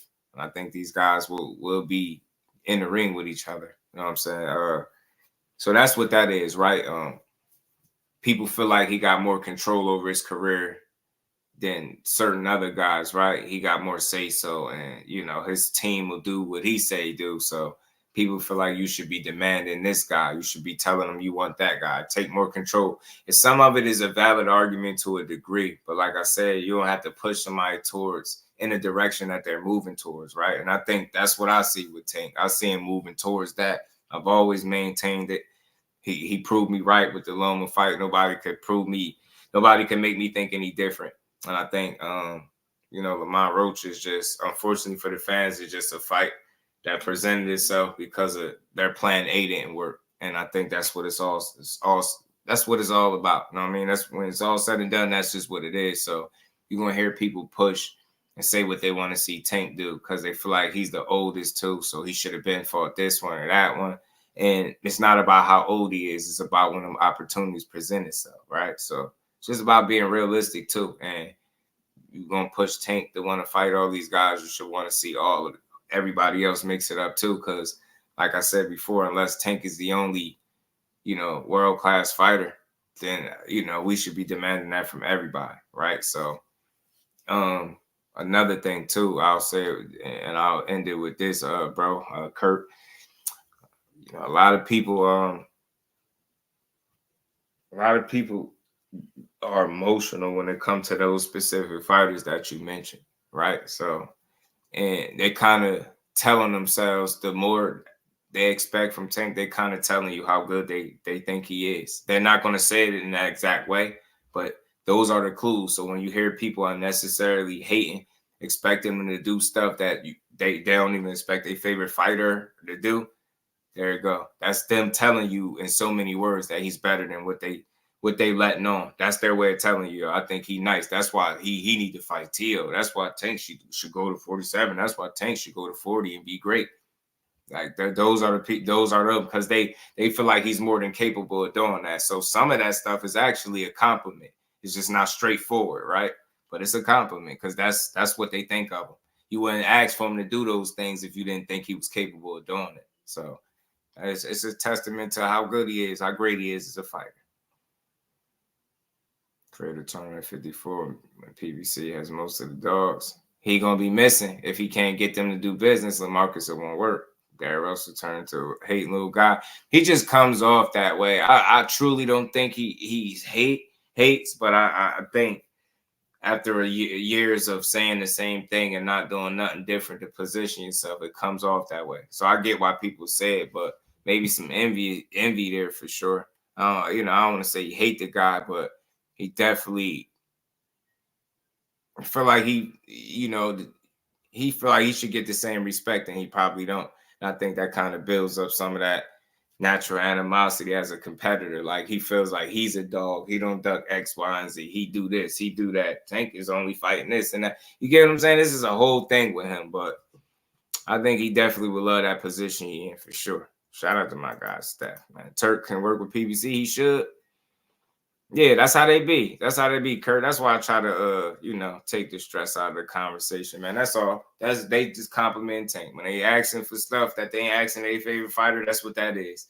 Now, it took me a while to get to that, but that's what it really is. Like, they're like, damn, this dude's so nice. Yeah, he should be at 47. Tell him to go to 47. He's so bad. Remember to keep them and shit. So that's what they think. So, shout out to my guys. Good says speaking of heavy, look for Bud to evade the heavy lifting at 54, only to capitalize on the one and done. Could be, because I think at his age skills too, even though you might be right, that'd be working smarter, not harder, right? You're a little bit older, got less fights, let somebody essentially do some belt collecting. That guy would be deemed a threat and had the belts. You can go get him, take him up off his hands. Be a smart move. I think at that older age of 36, approaching 37, it'd be kind of smart. That's why I say I think Bud Crawford playing chess, because I do think that's something that's possible. Skills, I do. Now, and not intentionally like you not trying to do no work, but if I can get you to bring something to me and I could, one less training camp, less wear and tear, less mileage, and I get to you and I'm fresh, let's do it. It's smart. Let the young guys I go over there. Y'all two go over there and fight, and then I go and get the win. You know what I mean? But that's what I see, though. Tell your favorite dude, to fight the best, and that's why I'm saluting Tszyu, man. I'm saluting him every time they bring his name up. Put some respect on his name. He ain't ducking nothing. You know what I mean? Shout out to him, man. He's an example of the best fighting the best. But let's keep getting to it, man. Let me pull up this interview from Gary Russell. And he was talking about Lamont Roach. Lamont Roach had responded to him saying, whatever he said. But let's get to this, though, man. Let's get to it. Hold on. I'm not accepting that from Bud. He already got away with that from 147. I don't think that was the intent, though, because if you think about it, it was a reason EJ was able to collect those belts and not Bud. It's not Bud wouldn't want to fight none of them dudes, nothing like that. Those was in-house fights, so you already know who was going to get the fights made for him. I think if it was vice versa, the fighters and the belts was on that side where he was at, I think he would have been a guy collecting the straps as opposed to EJ. I think the fact that the belts was on their side of things, his side of things, made it easy for him to collect things. So in hindsight, it made it look like he doing all the heavy lifting because he beating the champions. But you just pay attention to the champions, they all on his side. So he was like a shoo-in. It was like a no-brainer that he was going to get them fights. He a ticket seller. They building them. It makes sense for them to keep fighting, putting them in there with them fights. Meanwhile, Crawford on the other side doing what he doing. He keep getting his wins, but that dude getting the belts. He got one belt, but this dude keep getting the belts. So from the outside looking in, it might appear like he's not trying to do anything, but allow him to do all the work and then come fight him. It looks that way, but I don't think that was the way it was as much as it was, the belts being on that side and them being the easier fights for business as well. They made sense for Spence to be the guy in them fights for real. When you think about the business side of it and why it would be easier for them to make the fights, facilitate them with their guy and then let their guy challenge. You know what I'm saying? So he got a lot of flack for when he fought, EJ. People said it was his fault. He should have been fought. I just never believed that. I always believed that politics weighed heavily in the timing of that fight, as well as, some situations that kind of held spins back a little bit and slowed him down. So, I mean, well, let's keep going. Let me pull this up from Gary, man. Gary, man. I just want to see him get back in the mix, though. That's what I would love to see from Gary Russell, man. He been out for so long, like he just don't get it. Based on perspective, strategic duck move, a high level intelligence, boy, the wear and tear. Yeah, smart. When you, for me, and I get it for people that's saying like they feel like it's, you know, strategically ducking. For me, I think it's like what you're saying, high level of intelligence, because you at that age, you got to move smarter. You don't work harder, you work smarter, right? And then when you as accomplished as he is, and you fought the who's, and you known for never turning down a fighter, ducking nobody, despite what the fans would say, you know, that's why I would lean toward it. Like you say, he's just being smart. You know what I'm saying? If I ain't got to do more damage to my body to get the same result, right? You get what I'm saying? Just being smarter. You know what I'm saying? Being smarter. But that also comes with a risk too, though, because now you run the risk of sitting on the sideline even longer and then getting back in there off a layoff and you fighting these young, dangerous pups. So it's a double-edged sword, right? It's some pros and cons to it. So we'll see. But I think that I would think that would be a possibility, right? If you could let some two young guys knock each other off or one knock the other off and you fight for the belts, smart move on his part, right? They avoid the wear and tear and things like that. You know, some people going to make it out to be a duck, but when you that accomplished and you fought 40 plus times, you ain't ducking shit. You know, you just trying to make money. Gonna fight Cardina? Oh, yeah. Yeah, dude, not Cardina fight signed. Oh, and got injured. Yeah, that's y'all. Y'all let y'all go out. But let me pull this up from Gary Russell, man. Let me see what he had to say.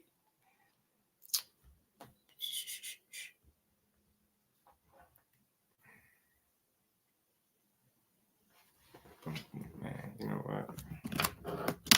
I hate when they do this, man. I gotta get my top. Give me a second, child. Gotcha. Yeah, really mad about that Cardina fight. Garcia,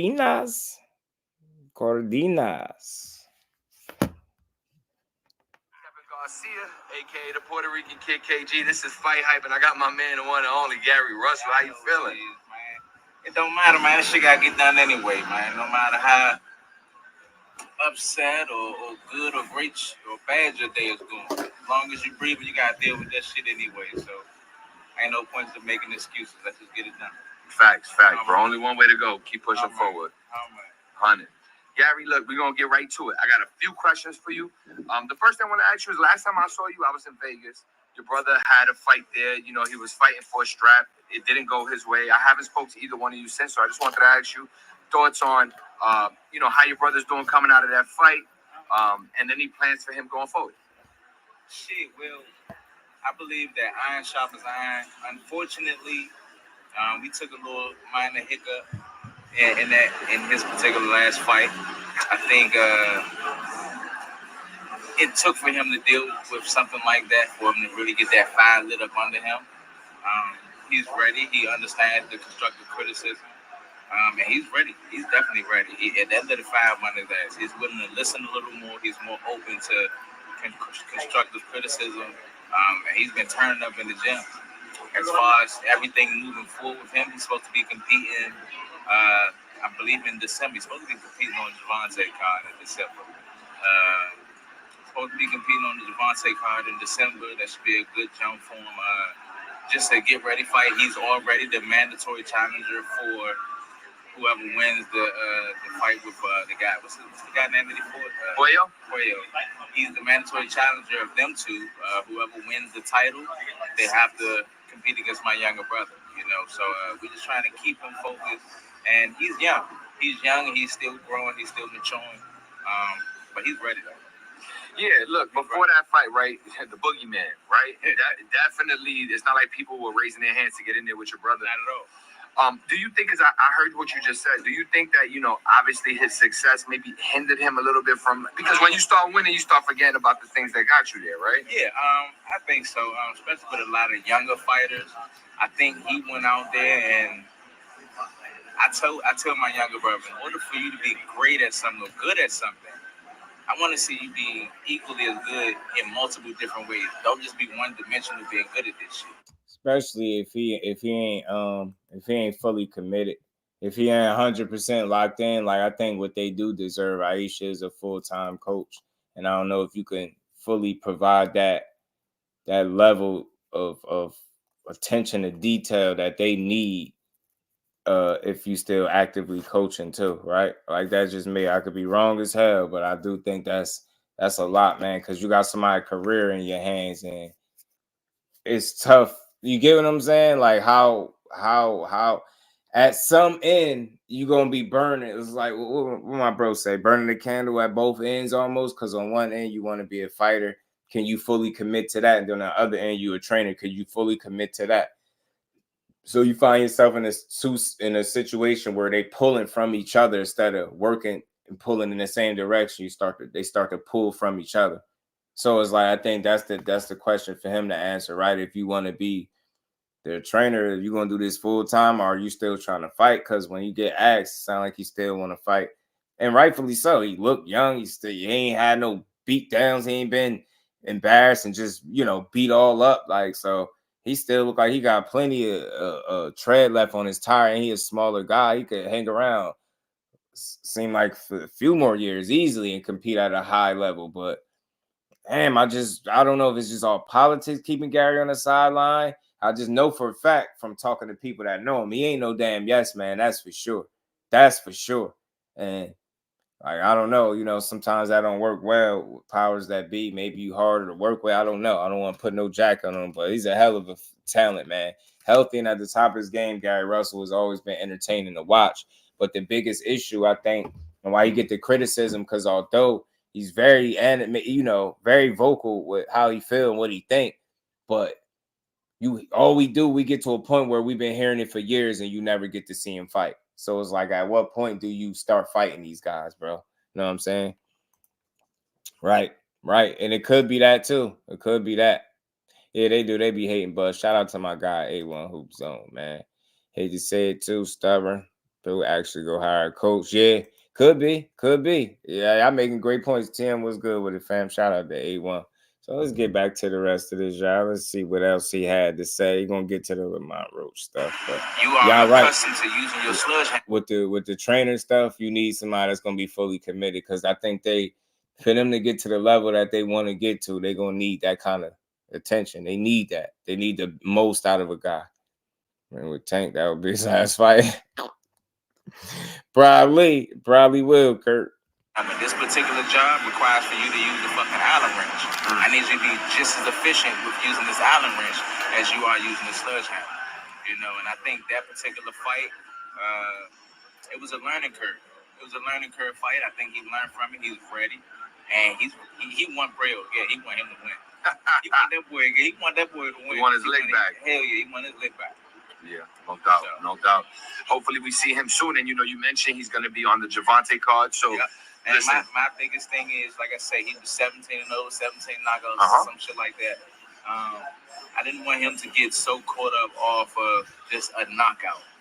And a lot of times people get caught up off the knockout. They go in there, they rush, they overthink, and it's easy for someone to just steal rounds like that. So I think he's coming together. He's coming together the way I want him to at this point. Y'all gonna see a different version of him when he fight again. Yeah, we excited. That ain't. I hope so, though. I hope he ain't just saying that. I want to see it. Here we come, right? Oh yeah, here we come. And I gotta ask you, DMV native, right? You got, like you just said, your brother might be on that Tank card. You got Tank fighting another DMV native and Lamont Roach. Two gentlemen I'm sure you're very familiar with. I gotta get your assessment. Obviously there's a perception that Tank, didn't pick the right opponent, or that Lamont's not going to present a challenge. It ain't no perception. Y'all know what it is, man. Tank picking and choosing. I always say it ain't nothing personal, but at some point, Tank got to take it personal. If I'm saying, I think you a bitch because you fighting somebody that's really not a dog, I'm not going to, now don't get me wrong. I don't want to discredit Lamont Roach. I know Lamont Roach, he's a good guy. You know what I'm saying? I know his father, they all cool, you know what I'm saying? But I think it's levels to everything. Don't think that you're fighting someone from the area and make it seem like it's Baltimore versus that dog from the area. Because that dog from the area is right here. Everybody know that. You know what I'm saying? So it is what it is, man. He picking and choosing. At some point, when does pride, when does ego, when does integrity kicks in and say, fuck it, I really do want to see, am I as good as I really think I am? I'm going to challenge the best. You know, what he's saying to a degree is not crazy. That's just his perspective. So I don't think it's all hate. I just think there's not enough credit in his assessment. There's not enough acknowledgement for what's actually being done. You get what I'm saying when it comes to Tank. But I think that's because he looks at him as a competitor, somebody that he wants to fight. He's been saying it for years, but my only issue is you can say anything, right? I could say I want to grow on YouTube, but if I ain't never here to put out videos and go live and grow, how you going to do it? So you could say anything and you can really mean it, but you're going to have to put action behind it. And that's where people are at with Gary. They hear you saying you want to fight Tank. They even feel like it'll be a good fight. But make no mistake, if he was to fight you right now, coming off that much inactivity and a layoff, they would be saying, no matter how good you think you are, Gary, respectfully, the people would say Tank handpicked you and cherry-picked the guy that was inactive and all that, all this and that. For 100% sure, they would say that. So it's to the point where if he ain't fighting exactly who somebody want him to fight, they're gonna find something to be mad at. That's just how people operate. That's just what they do. I mean, it's no different here. Like I ain't knocking Gary, but that's all. When he talk about Tank, you gotta put it in his proper context. Like again, people treat Lamont Roach like him belong in the ring with him. Like him belong, you know what I mean? Like I don't see it that way. I don't think it's that kind of mismatch. You know what I'm saying? I think he's gonna put up a damn good fight for as long as it lasts. We can't label someone as a hater. Yeah, for sure. For sure. Tone and delivery matters. Definitely context too. Or lack thereof makes somebody sound like a hater teacher. It can make somebody come off that way. Lack of context when they making a point. And a lot of times, respectfully, just when it comes to Tank, when they're making their points, they leave context out because when you include it, it shoots down your false narratives and the shit that you be trying to push on them. So when it comes to Tank, people will just say, oh, it's because his resume or this, or he's fighting Lamont Roach, like he just picked him. They'll never provide no context because they want it to sound as bad as possible. They want you to think, oh, he's pulling another small guy out. They want you to think that him got a shot. They want you to think that this is not a guy that fought higher than 135 and fought more at the weight than Tank. They don't want you to know that. They don't want you to believe and understand that. So, just leave out all types of context clues just to make their point. Yeah, position himself. That's my only problem is the impride. I don't know what's the stopping him, what's the process, but it's just been exactly. It's not gonna work like that, Cal. You gotta at least be at the weight class. The people will want to see it, but I guarantee you come to 35 and you get one win, they'll start talking about you fighting Tank. I guarantee it. You get one win. One. You even go to the weight class, they'll say, oh, he's serious, but not from 126. Never fighting above that and years of inactivity, just saying, yo, he picking and choosing. If he fought you right now, off all of that inactivity, they would say he was picking and choosing you. It wouldn't even be looked at as the best win because of the circumstances. So for me, I don't think Gary hates him. I just think he's saying what a lot of people say.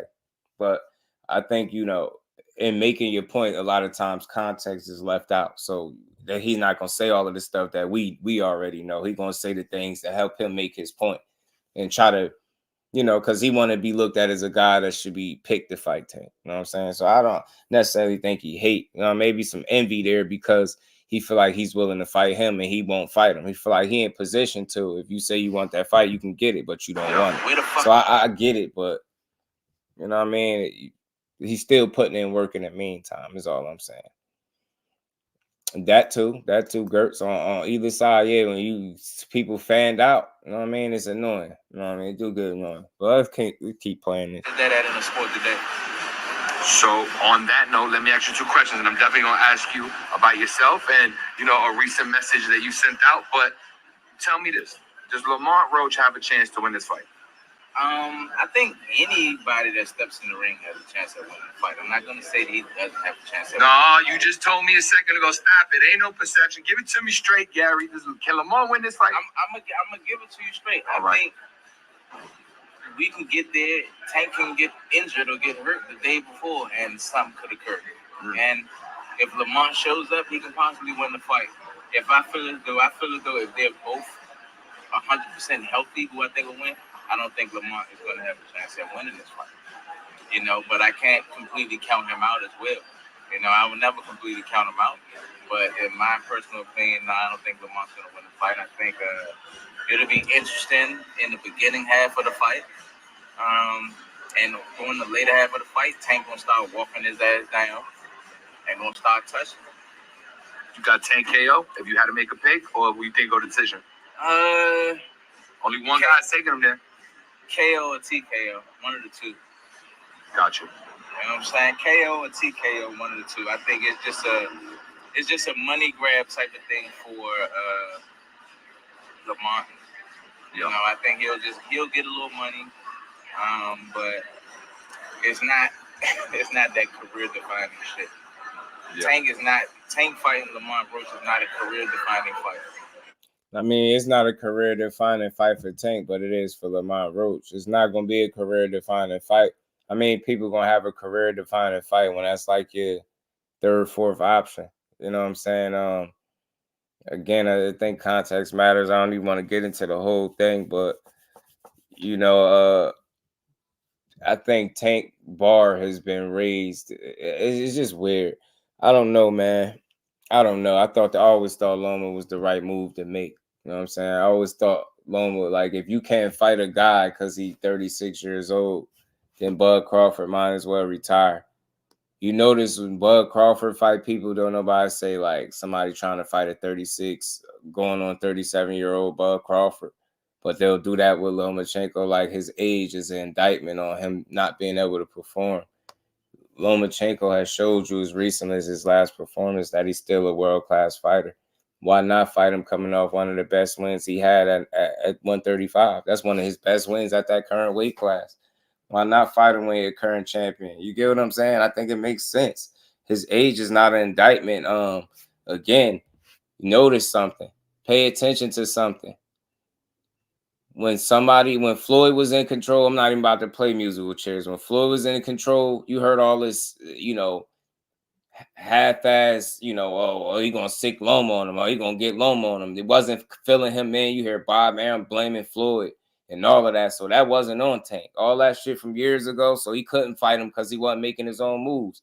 Now that he is and he wanted to fight him, they talking about some shit from 5 to 7 years ago. You get me? So it don't really make a lot of sense to talk about what he should have did 5 years ago when the time is now and he had the opportunity. He said no. At no other point in their careers were they negotiating for Tank to step out and pull out and say, I don't want to fight. If he did, he'd still be getting killed to this day for pulling out a fight. But he get pulled out of fight, and we kind of justify with Loma being old and unmotivated. Tank don't know that. He don't know what he is. Who the hell ain't motivated to get in there? And especially if you still chasing greatness, you out here competing for titles. And as soon as you get an opportunity to compete for unification and make some money, it's like, I ain't motivated to fight. That can't be on the fighter, right? That's not on Tank. I think it made sense. Just pay attention to the timeline, bro. When Floyd moved them, they moved them a certain way. I'm just going to call that shit what it is. We know what it was. We know Floyd told you what he was doing. He was moving him like a prize fighter. I'm going to challenge him and test him, but I'm going to make sure he makes the most amount of money. And that doesn't include some of the names that we wanted to see him in. Now, since the separation, you've seen a fight like what? They always told you Ryan and Tank would never happen. You've seen that fight. People try to downplay it because Ryan is unproven, but it happened. I don't think that happens if he's still over there with Floyd. Respectfully, I don't. I don't think a Lomachenko would have been in negotiations with Tank if he's still getting pushed by Floyd. Tank is actually making the moves. Respectfully, this is just me, wholeheartedly and honestly. I think he is doing it right. I just don't think people are seeing it. He still ain't making 100% of the moves himself. He shouldn't have to. He got a team, right? He's making 100% of the decisions, but still in all, look, he gave us a Ryan Garcia fight. Ryan clout chased his name for years. He's separating. Look who found their way in the ring with him. Boom.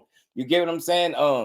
He separated from Floyd. Now he's in negotiations with Lomachenko. That fight never was negotiated before because his promoter was getting in the way. He never was trying to really make that fight.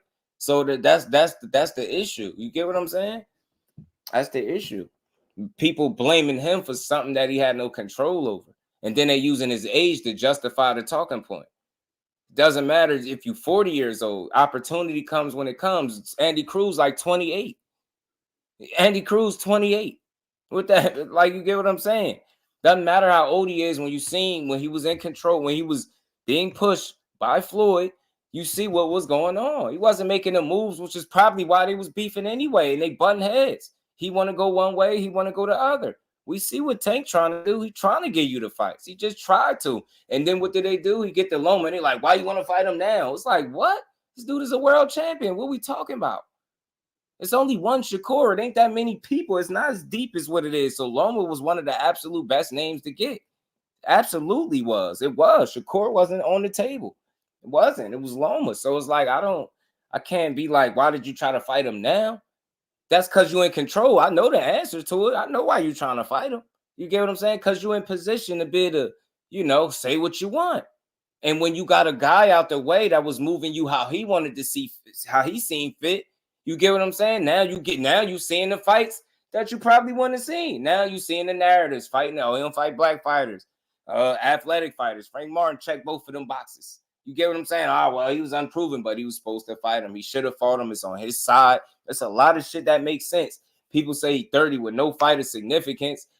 Jose Pedraza was his first significant fight, whether people really want to acknowledge it or not. There's fights that are significant. It's just we don't know how to give credit where it's due when it's not the opponent that you want to see in the ring.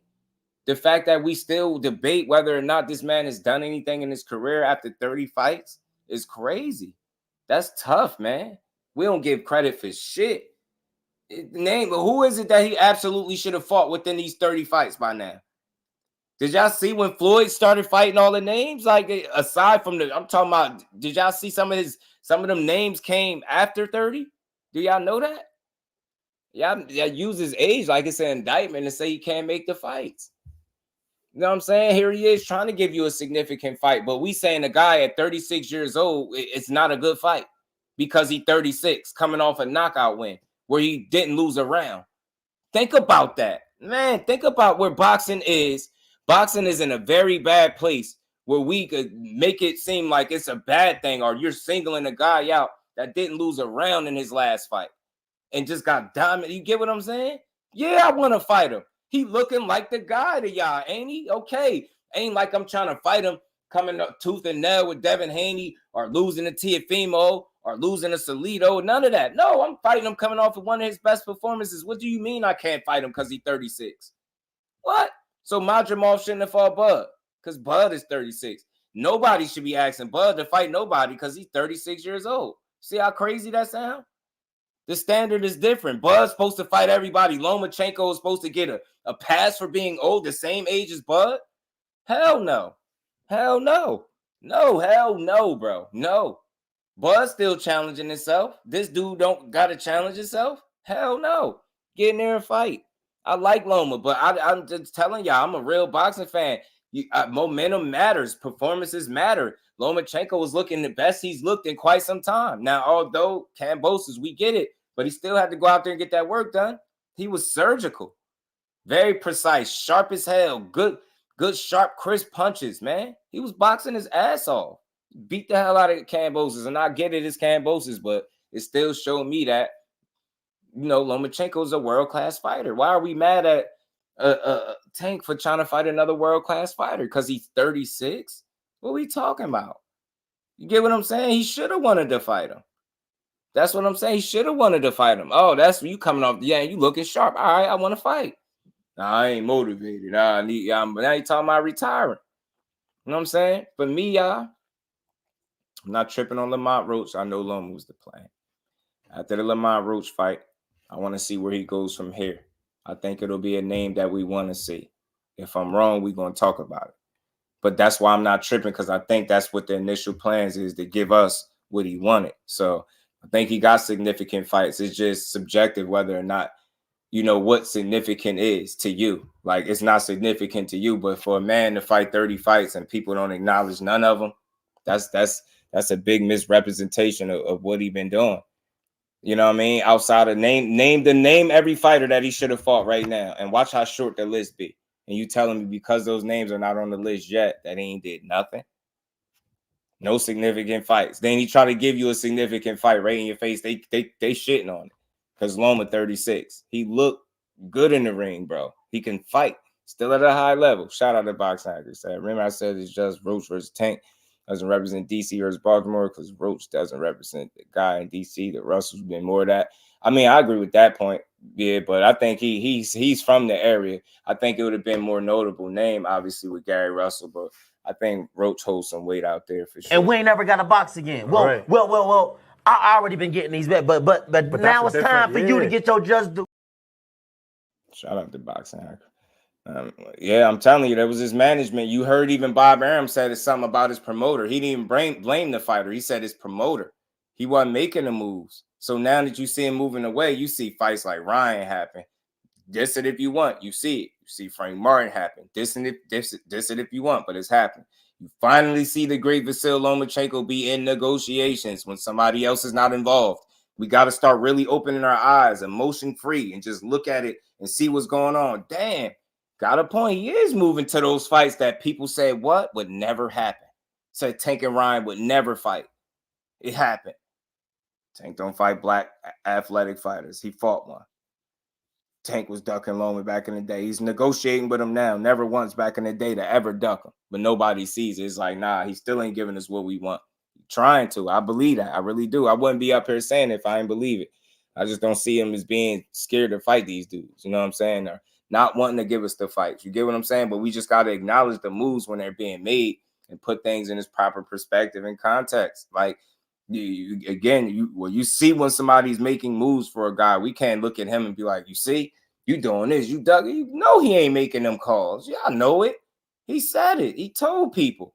He line them up, I knock them down. I ain't got to go in there and say who I want. They gonna get me him. Get me? But now that I'm more in the driver's seat, I still ain't got to call him out. But now I got more of a say, and I want names. He want to fight those guys. So with that being the case, you get what I'm saying? They're going to have to facilitate moves that's going to include those names in the list or those specific fighters. And I think that's what it is. So I don't know what order it is, but I feel like they're coming. And you only can fight them one at a time. So, you know, I'm gonna look at this situation as for what it is, and then I'm going to move on and say, you know, next man up, man. Next man up. Let's play the rest of it. Got you. It's not a fight that no one feels as though he's at risk or Lamont's a threat to him anyway. Gervonta Davis versus Gary Russell Jr. Is that a career-defining fight? Fuck yeah. Talk to us. Why? What makes you, and believe me, you're not convincing me, but just for the fans who don't know or maybe that need to know better, what kind of problem do you present for Tank? For one, I think he's scared of him. Ain't no way in hell anybody in the sport So you of this, think Tank's scared of him, sport of boxing that we compete against can say they want to fight me. I'm a sucker. I'm scared to fight them. Please believe I'm putting up to your gym. We got to spar. We got to do something. You got to feel where the fuck I'm coming from. That's just the man in me in general, you know. So I think fear probably plays a little part of that, but not. I don't think, look, respectfully, I don't think Tank's scared of nobody, and that's all boxers. I don't think you spend your this much of your life in a sport to be scared. You get to a point where you in your career and you ask yourself, what fights make sense? You get what I'm saying? You're not doing shit just to do it, right? You're doing shit that makes sense. So, I don't think he's scared, man. I just don't think Gary Russell's ever in a position really to get the fight because he's only competed as high as 26, nowhere outside of there. So you can't get a fight with a lightweight. You can't try to base your argument and your stance on a guy that's 2 weight classes above you being scared to get in there with you. Like, I haven't seen it happen under them circumstances with all that surrounding your career. You just jump up 2 weight classes and be the guy to get the fight. I think you got to at least position yourself there respectfully, or it's just never going to happen, man. They want. Canelo says team pick his fights. I don't know about what Canelo doing. We see what Canelo doing, but I don't think Tank doing that. You get what I'm saying? I don't think Tank got no obvious guy breathing down his neck where he's avoiding. I think Canelo has done that, but you could be the breadwinner all you want, but you ain't the guy with the bread. You don't pay yourself. You get what I'm saying? So it's going to be people that have, influence and impact on the decisions being made. And if you're a younger guy getting your feet wet coming into the game, 619 Cali Factor, then, you learning the game and learning the ropes while they facilitating these fights for you. And I think he got to a point where he learned the game.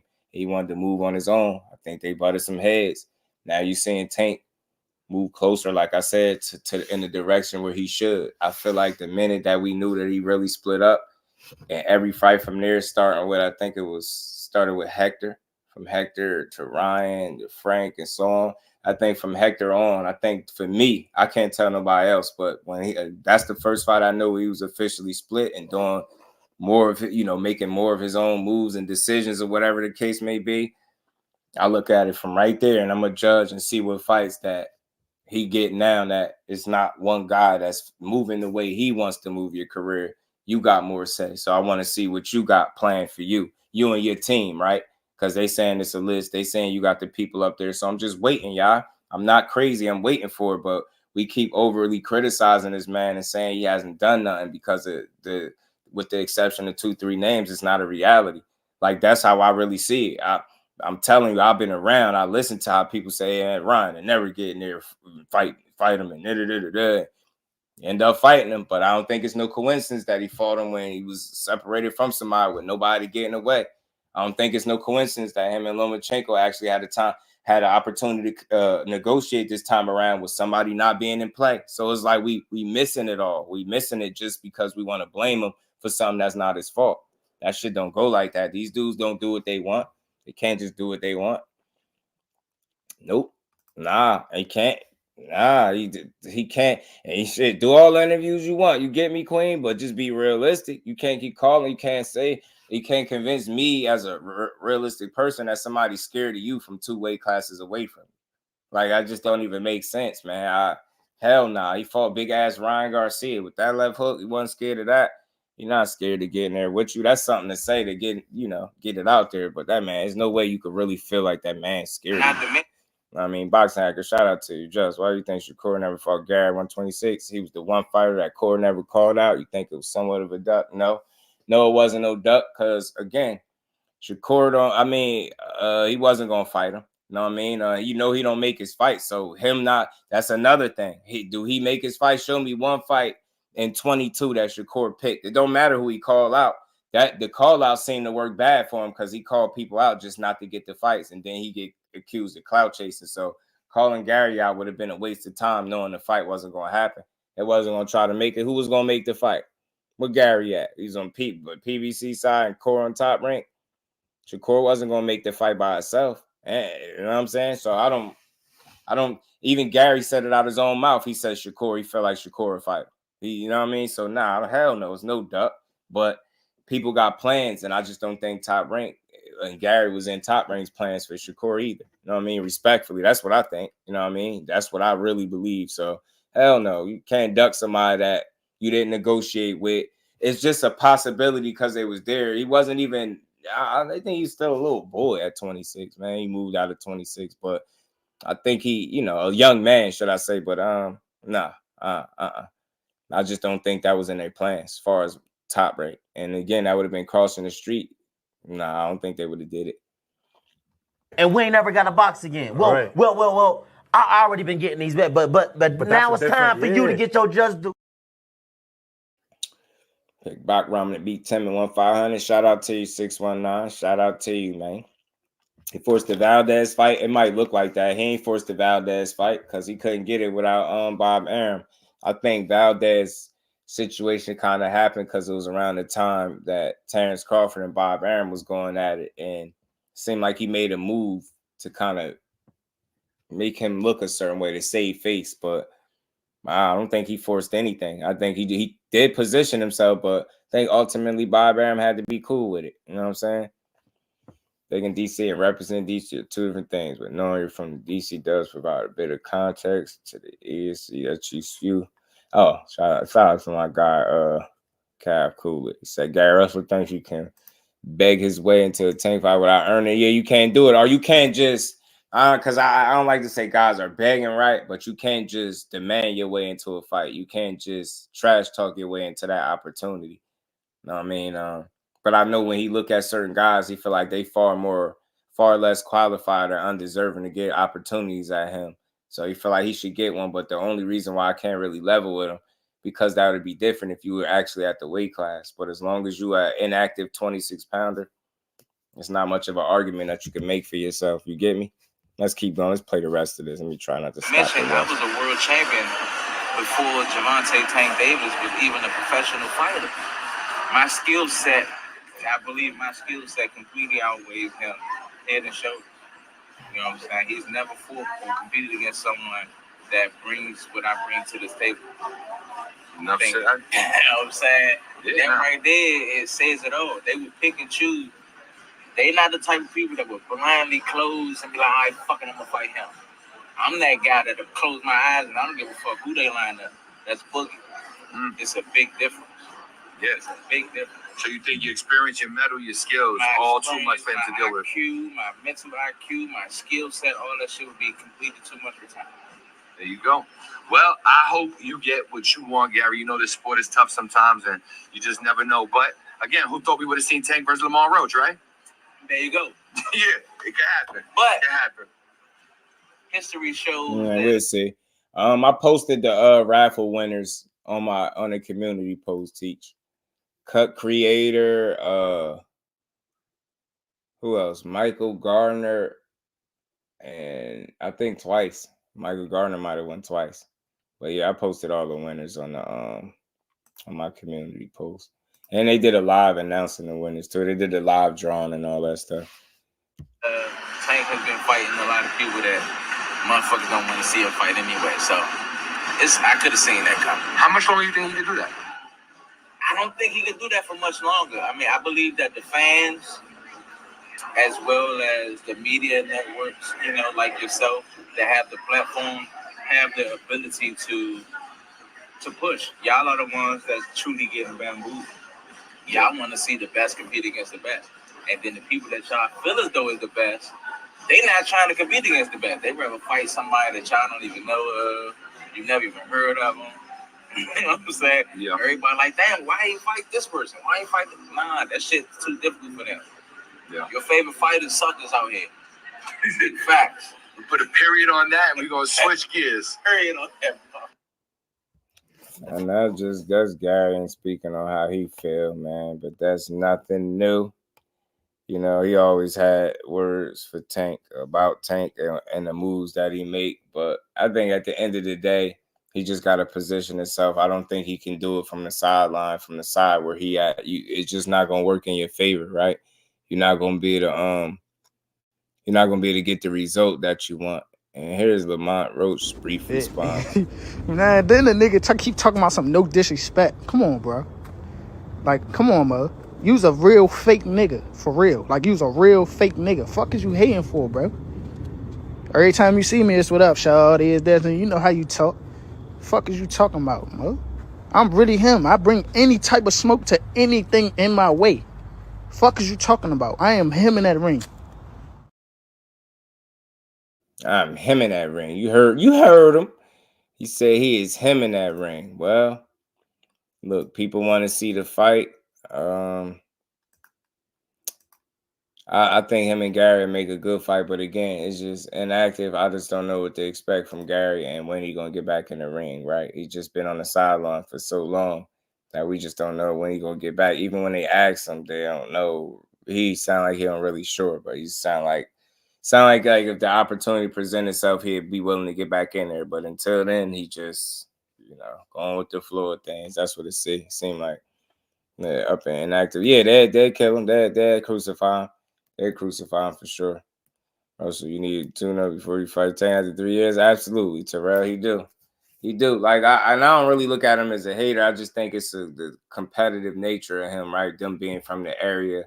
He got a way that he views Tank. So if you think the way he think, then it's not hating. He just think he calling it down the middle. We just don't agree with his views on Tank, right? So he feel like he ain't do nothing. He pick and choose. He ain't fight nobody. Like, your resume ain't better than his, and you fought everybody you fought here smoke. Everybody you fought is them small dudes smoke all them dudes. So it's crazy to keep saying somebody didn't fight nobody when they fought better competition than you. You know what I mean? That's the only thing I don't like. He keeps saying it, but at the end of the day, I respect him. I rock with him. I salute him. I support him. Just want to see him get back in the ring. Pat Bell, what it do on me? How you been, bro? I just want to see him get back in there and mix it up, man. Mix it up. But we'll see, man. We'll see. Just as of now, he's on the sideline, so he ain't been making much of nothing happen. He's just doing a lot of talking. But if he can get back in the ring with the right, with the right challenge, he'd be all right, man. He'd be all right. It'd be all right, but we'll see, man. Like I said, I don't see nothing shaking for him no time soon, as long as he on the sideline like that, just barking. He gonna have to get in the ring and actually make something shake. He gonna have to beat somebody and make something happen. The bag not gonna just fall in his hands. Like, politics ain't on his side enough for it to be that way. I don't think he's blessed and highly favored enough to just sit on the sideline and kind of demand an opportunity, or even that he's not so much demanding, but he willing. I would like to see the fight, but an active Gary Russell, because he is a hell of a fighter, despite how people feel about him. But like I said, if you just if everybody's lasting impression of you is just seeing you on the sideline talking and not fighting, and the last time we seen you lost, it's tough. You know what I mean? It's tough. It's just an OT. Man, I'm always in 3-4 hour range, man. Shout out to everybody that rock with your boy today to come. This is kind of like, me picking up from Friday, you know what I mean? So I was supposed to be here Friday with this one, but we're going to be here all week. We're going to build on this boxing. We're going to touch on all the latest and greatest. Shout out to my guy, Ace. He said that's Regis. Regis where? You know what I mean?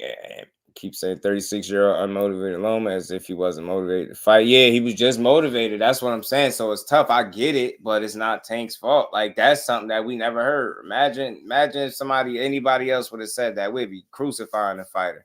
We kind of letting him off the hook. And when we justify his age by why somebody shouldn't want to fight him, is crazy. He's still like a world-class fighter. That's what people looking at the age and trying to make an argument off that. Then never mind the age, pay attention to the performances and how you look in the ring. That's what determines, if the fight is going to be good, how he look, not what his age is. You know what I mean? Yeah, absolutely. I told you he ain't part of the go along, get along game. He ain't no yes man, and they don't like that. So I think that's what stalled his career too. Let me see all that barking. Yeah, you just gotta get back in the ring, because he bite. He do some biting, but just with the inactivity and the constant interviews, it's just not held in a good light. It don't look the right way. Speaking of Russell, shout out to my guy Cal Cool. Gary Antonio Russell had a Gary Antonio Russell sighting.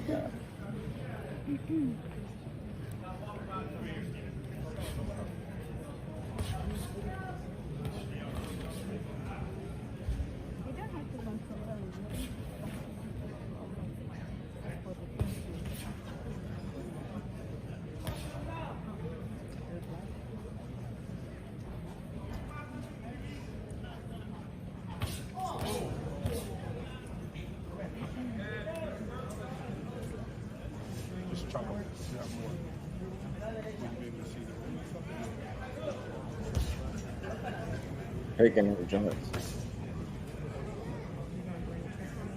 Taking his time, being patient, picking them shots, placing them. Yeah, if that body's trying to hurt, he about to poop. He about to poop. You know what I'm saying? We gotta poop. Definitely.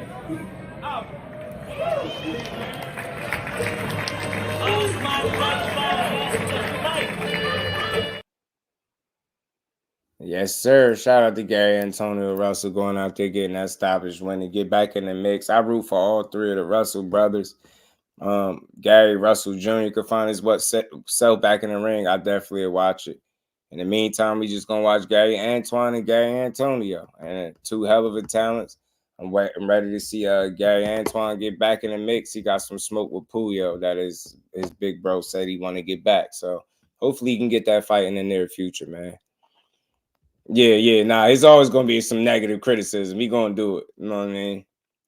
They getting there, man. They learned some of the game from Big Bro, but you know that's what the latest is, man. So he went there and got him a win, and that was good to see him, you know, shake off some rust and get back in the win column. Like I said, Gary got to get back in the mix and position himself at 35 if he want a tank fight. Other than that, he's just gonna be talking until he retire officially. He's never gonna get that fight from the sideline like that. Vargas, shit, soon. Hold on, give me a second. I think he got a fight coming up. I think I seen him having a fight coming up. Let me double check. Let me see. Thought I did. Is it November? Do we fight? I'm tripping. Let me see.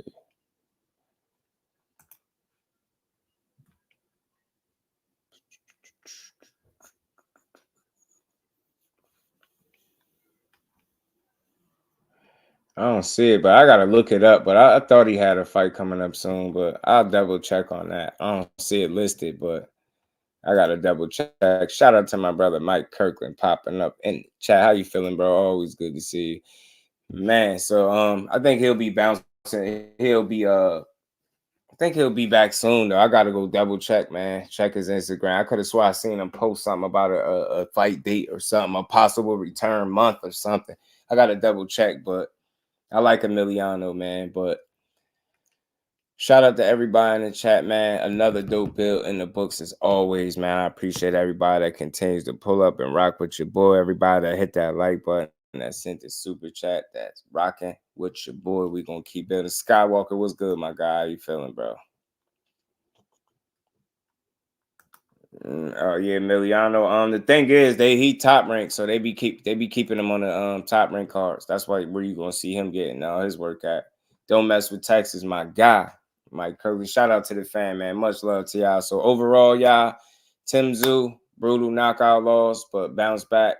I think his team need to make smarter decisions moving forward. Don't let your guy take unnecessary punishment moving forward. I don't want to see that for him, but I think he can bounce back. Tough loss, but that's what's going to happen when you fighting the best. Murtazaliev, a dog. He seemed like a real player at 54. He'll make good fights with anybody that's there, whether it's Charlo, whether it's Crawford, Lubin, Fundora, Spence, if he in top shape. Any of these guys, 154 is deep. You got Ramos. Like, it just goes on and on the list. So, got a lot of talent there, and I think that's why you see guys taking losses like that, because anything can happen at 54 when you're mixing it up with the best. That's all that is, man. So, boxing is winning. We're going to keep winning. The pay-per-view numbers are no shock from Oscar. Devin need a better dance partner. Ryan didn't generate the kind of money that he felt like he would generate. And, you know, like I said, I think he shot himself in the foot with the way he promoted the fight. Very, very immature way that he promoted the fight, y'all. So I think he killed it. And 300K, if that's what Oscar said they did, then that's what they did. I mean, shout out to my brother, always supporting the grind no matter what, man. Much love and appreciation. Shout out to everybody that continues to rock with your boy. Wrench or no wrench, y'all come through anyway. Shout out to y'all, man. Let me make sure I get my. And we ain't never got a box again. Well, right. well. I already been getting these back, but now it's time for you to get your just. Shout out to my brother Mike Kirkland, man. Not talk, Russell. Nah, Russell just got to get back in position. That's all. Shout out to Skywalker, man. He said he'd be in work. The next top rank in Phoenix. Espinosa Ramirez. That's dope, man. Shout out to you, Skywalker. You're going to enjoy that. That's a damn good fight, bro. That's a good fight from both of them. Kevin in the building. What's good, fam? How you feeling? That's a good card to watch, man, to be at. Enjoy it, man. Enjoy it. But, man, we'll see what's next for Devin, man. Let's see if him and Blair Cobb find a way in the ring with each other. I think that's a great fight for him to get back and beat Blair Cobb up. I do. I really do. But Murtazaliev is a new player at 54. He said he's willing to fight all the top guys. That's his job. That's his goal. He want to fight top guy. He said his goal is belts. So whoever got the belts, that's who he want to fight. So let's see it, man. And yeah, man, you know I'm here, man. And again, shout out to my brother Mike Kirkland, everybody else that hit the super chat. Appreciate all y'all, man. Another dope build in the books. Y'all know how we do, man. Starting the week off strong, man. We gonna be back tomorrow to build on this good boxing. So y'all make sure y'all All smash the like button, sub to the channel. Make sure your notifications on. And I'll see all y'all at 4 tomorrow, 4 p.m. We gonna build on this some more boxing. Peace to the queen, Aisha. As always, shout out to the queens of the chat as well, man. Much love to all y'all. Y'all make sure y'all enjoy the rest of this good Monday. Y'all tap into my good brethren BVO at BVO Boxing at 8 o'clock, followed by the Rise Podcast family at 9. And shout out to the JBT fam. On that note, like I said, y'all enjoy the rest of this good Monday. I'll see all y'all tomorrow at 4 for the next boxing build. Peace to the fam.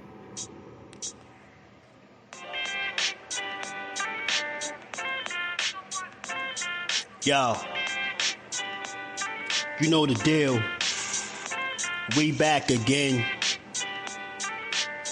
We never slacking. Word 'em up.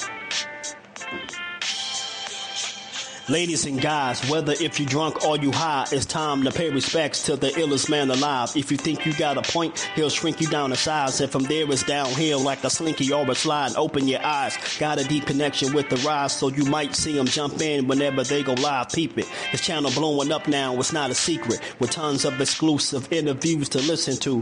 Them other channels I hate, but yo, they missing clues. They start narratives, sip the goose and twist the truth. It don't take a rocket scientist to get the proof. Just click the live at 4 p.m. Eastern time. But when you chime in, make sure you keep it kind. But if cowards want to debate, then it's feasting time. My man Jusdu shine busy all the time.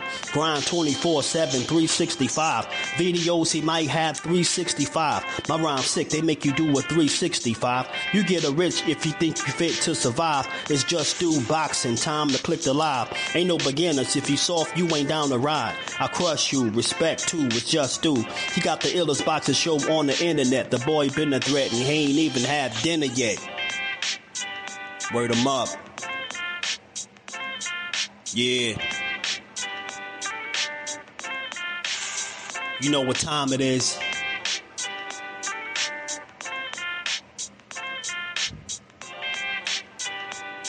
$4 p.m. Eastern. Click the link.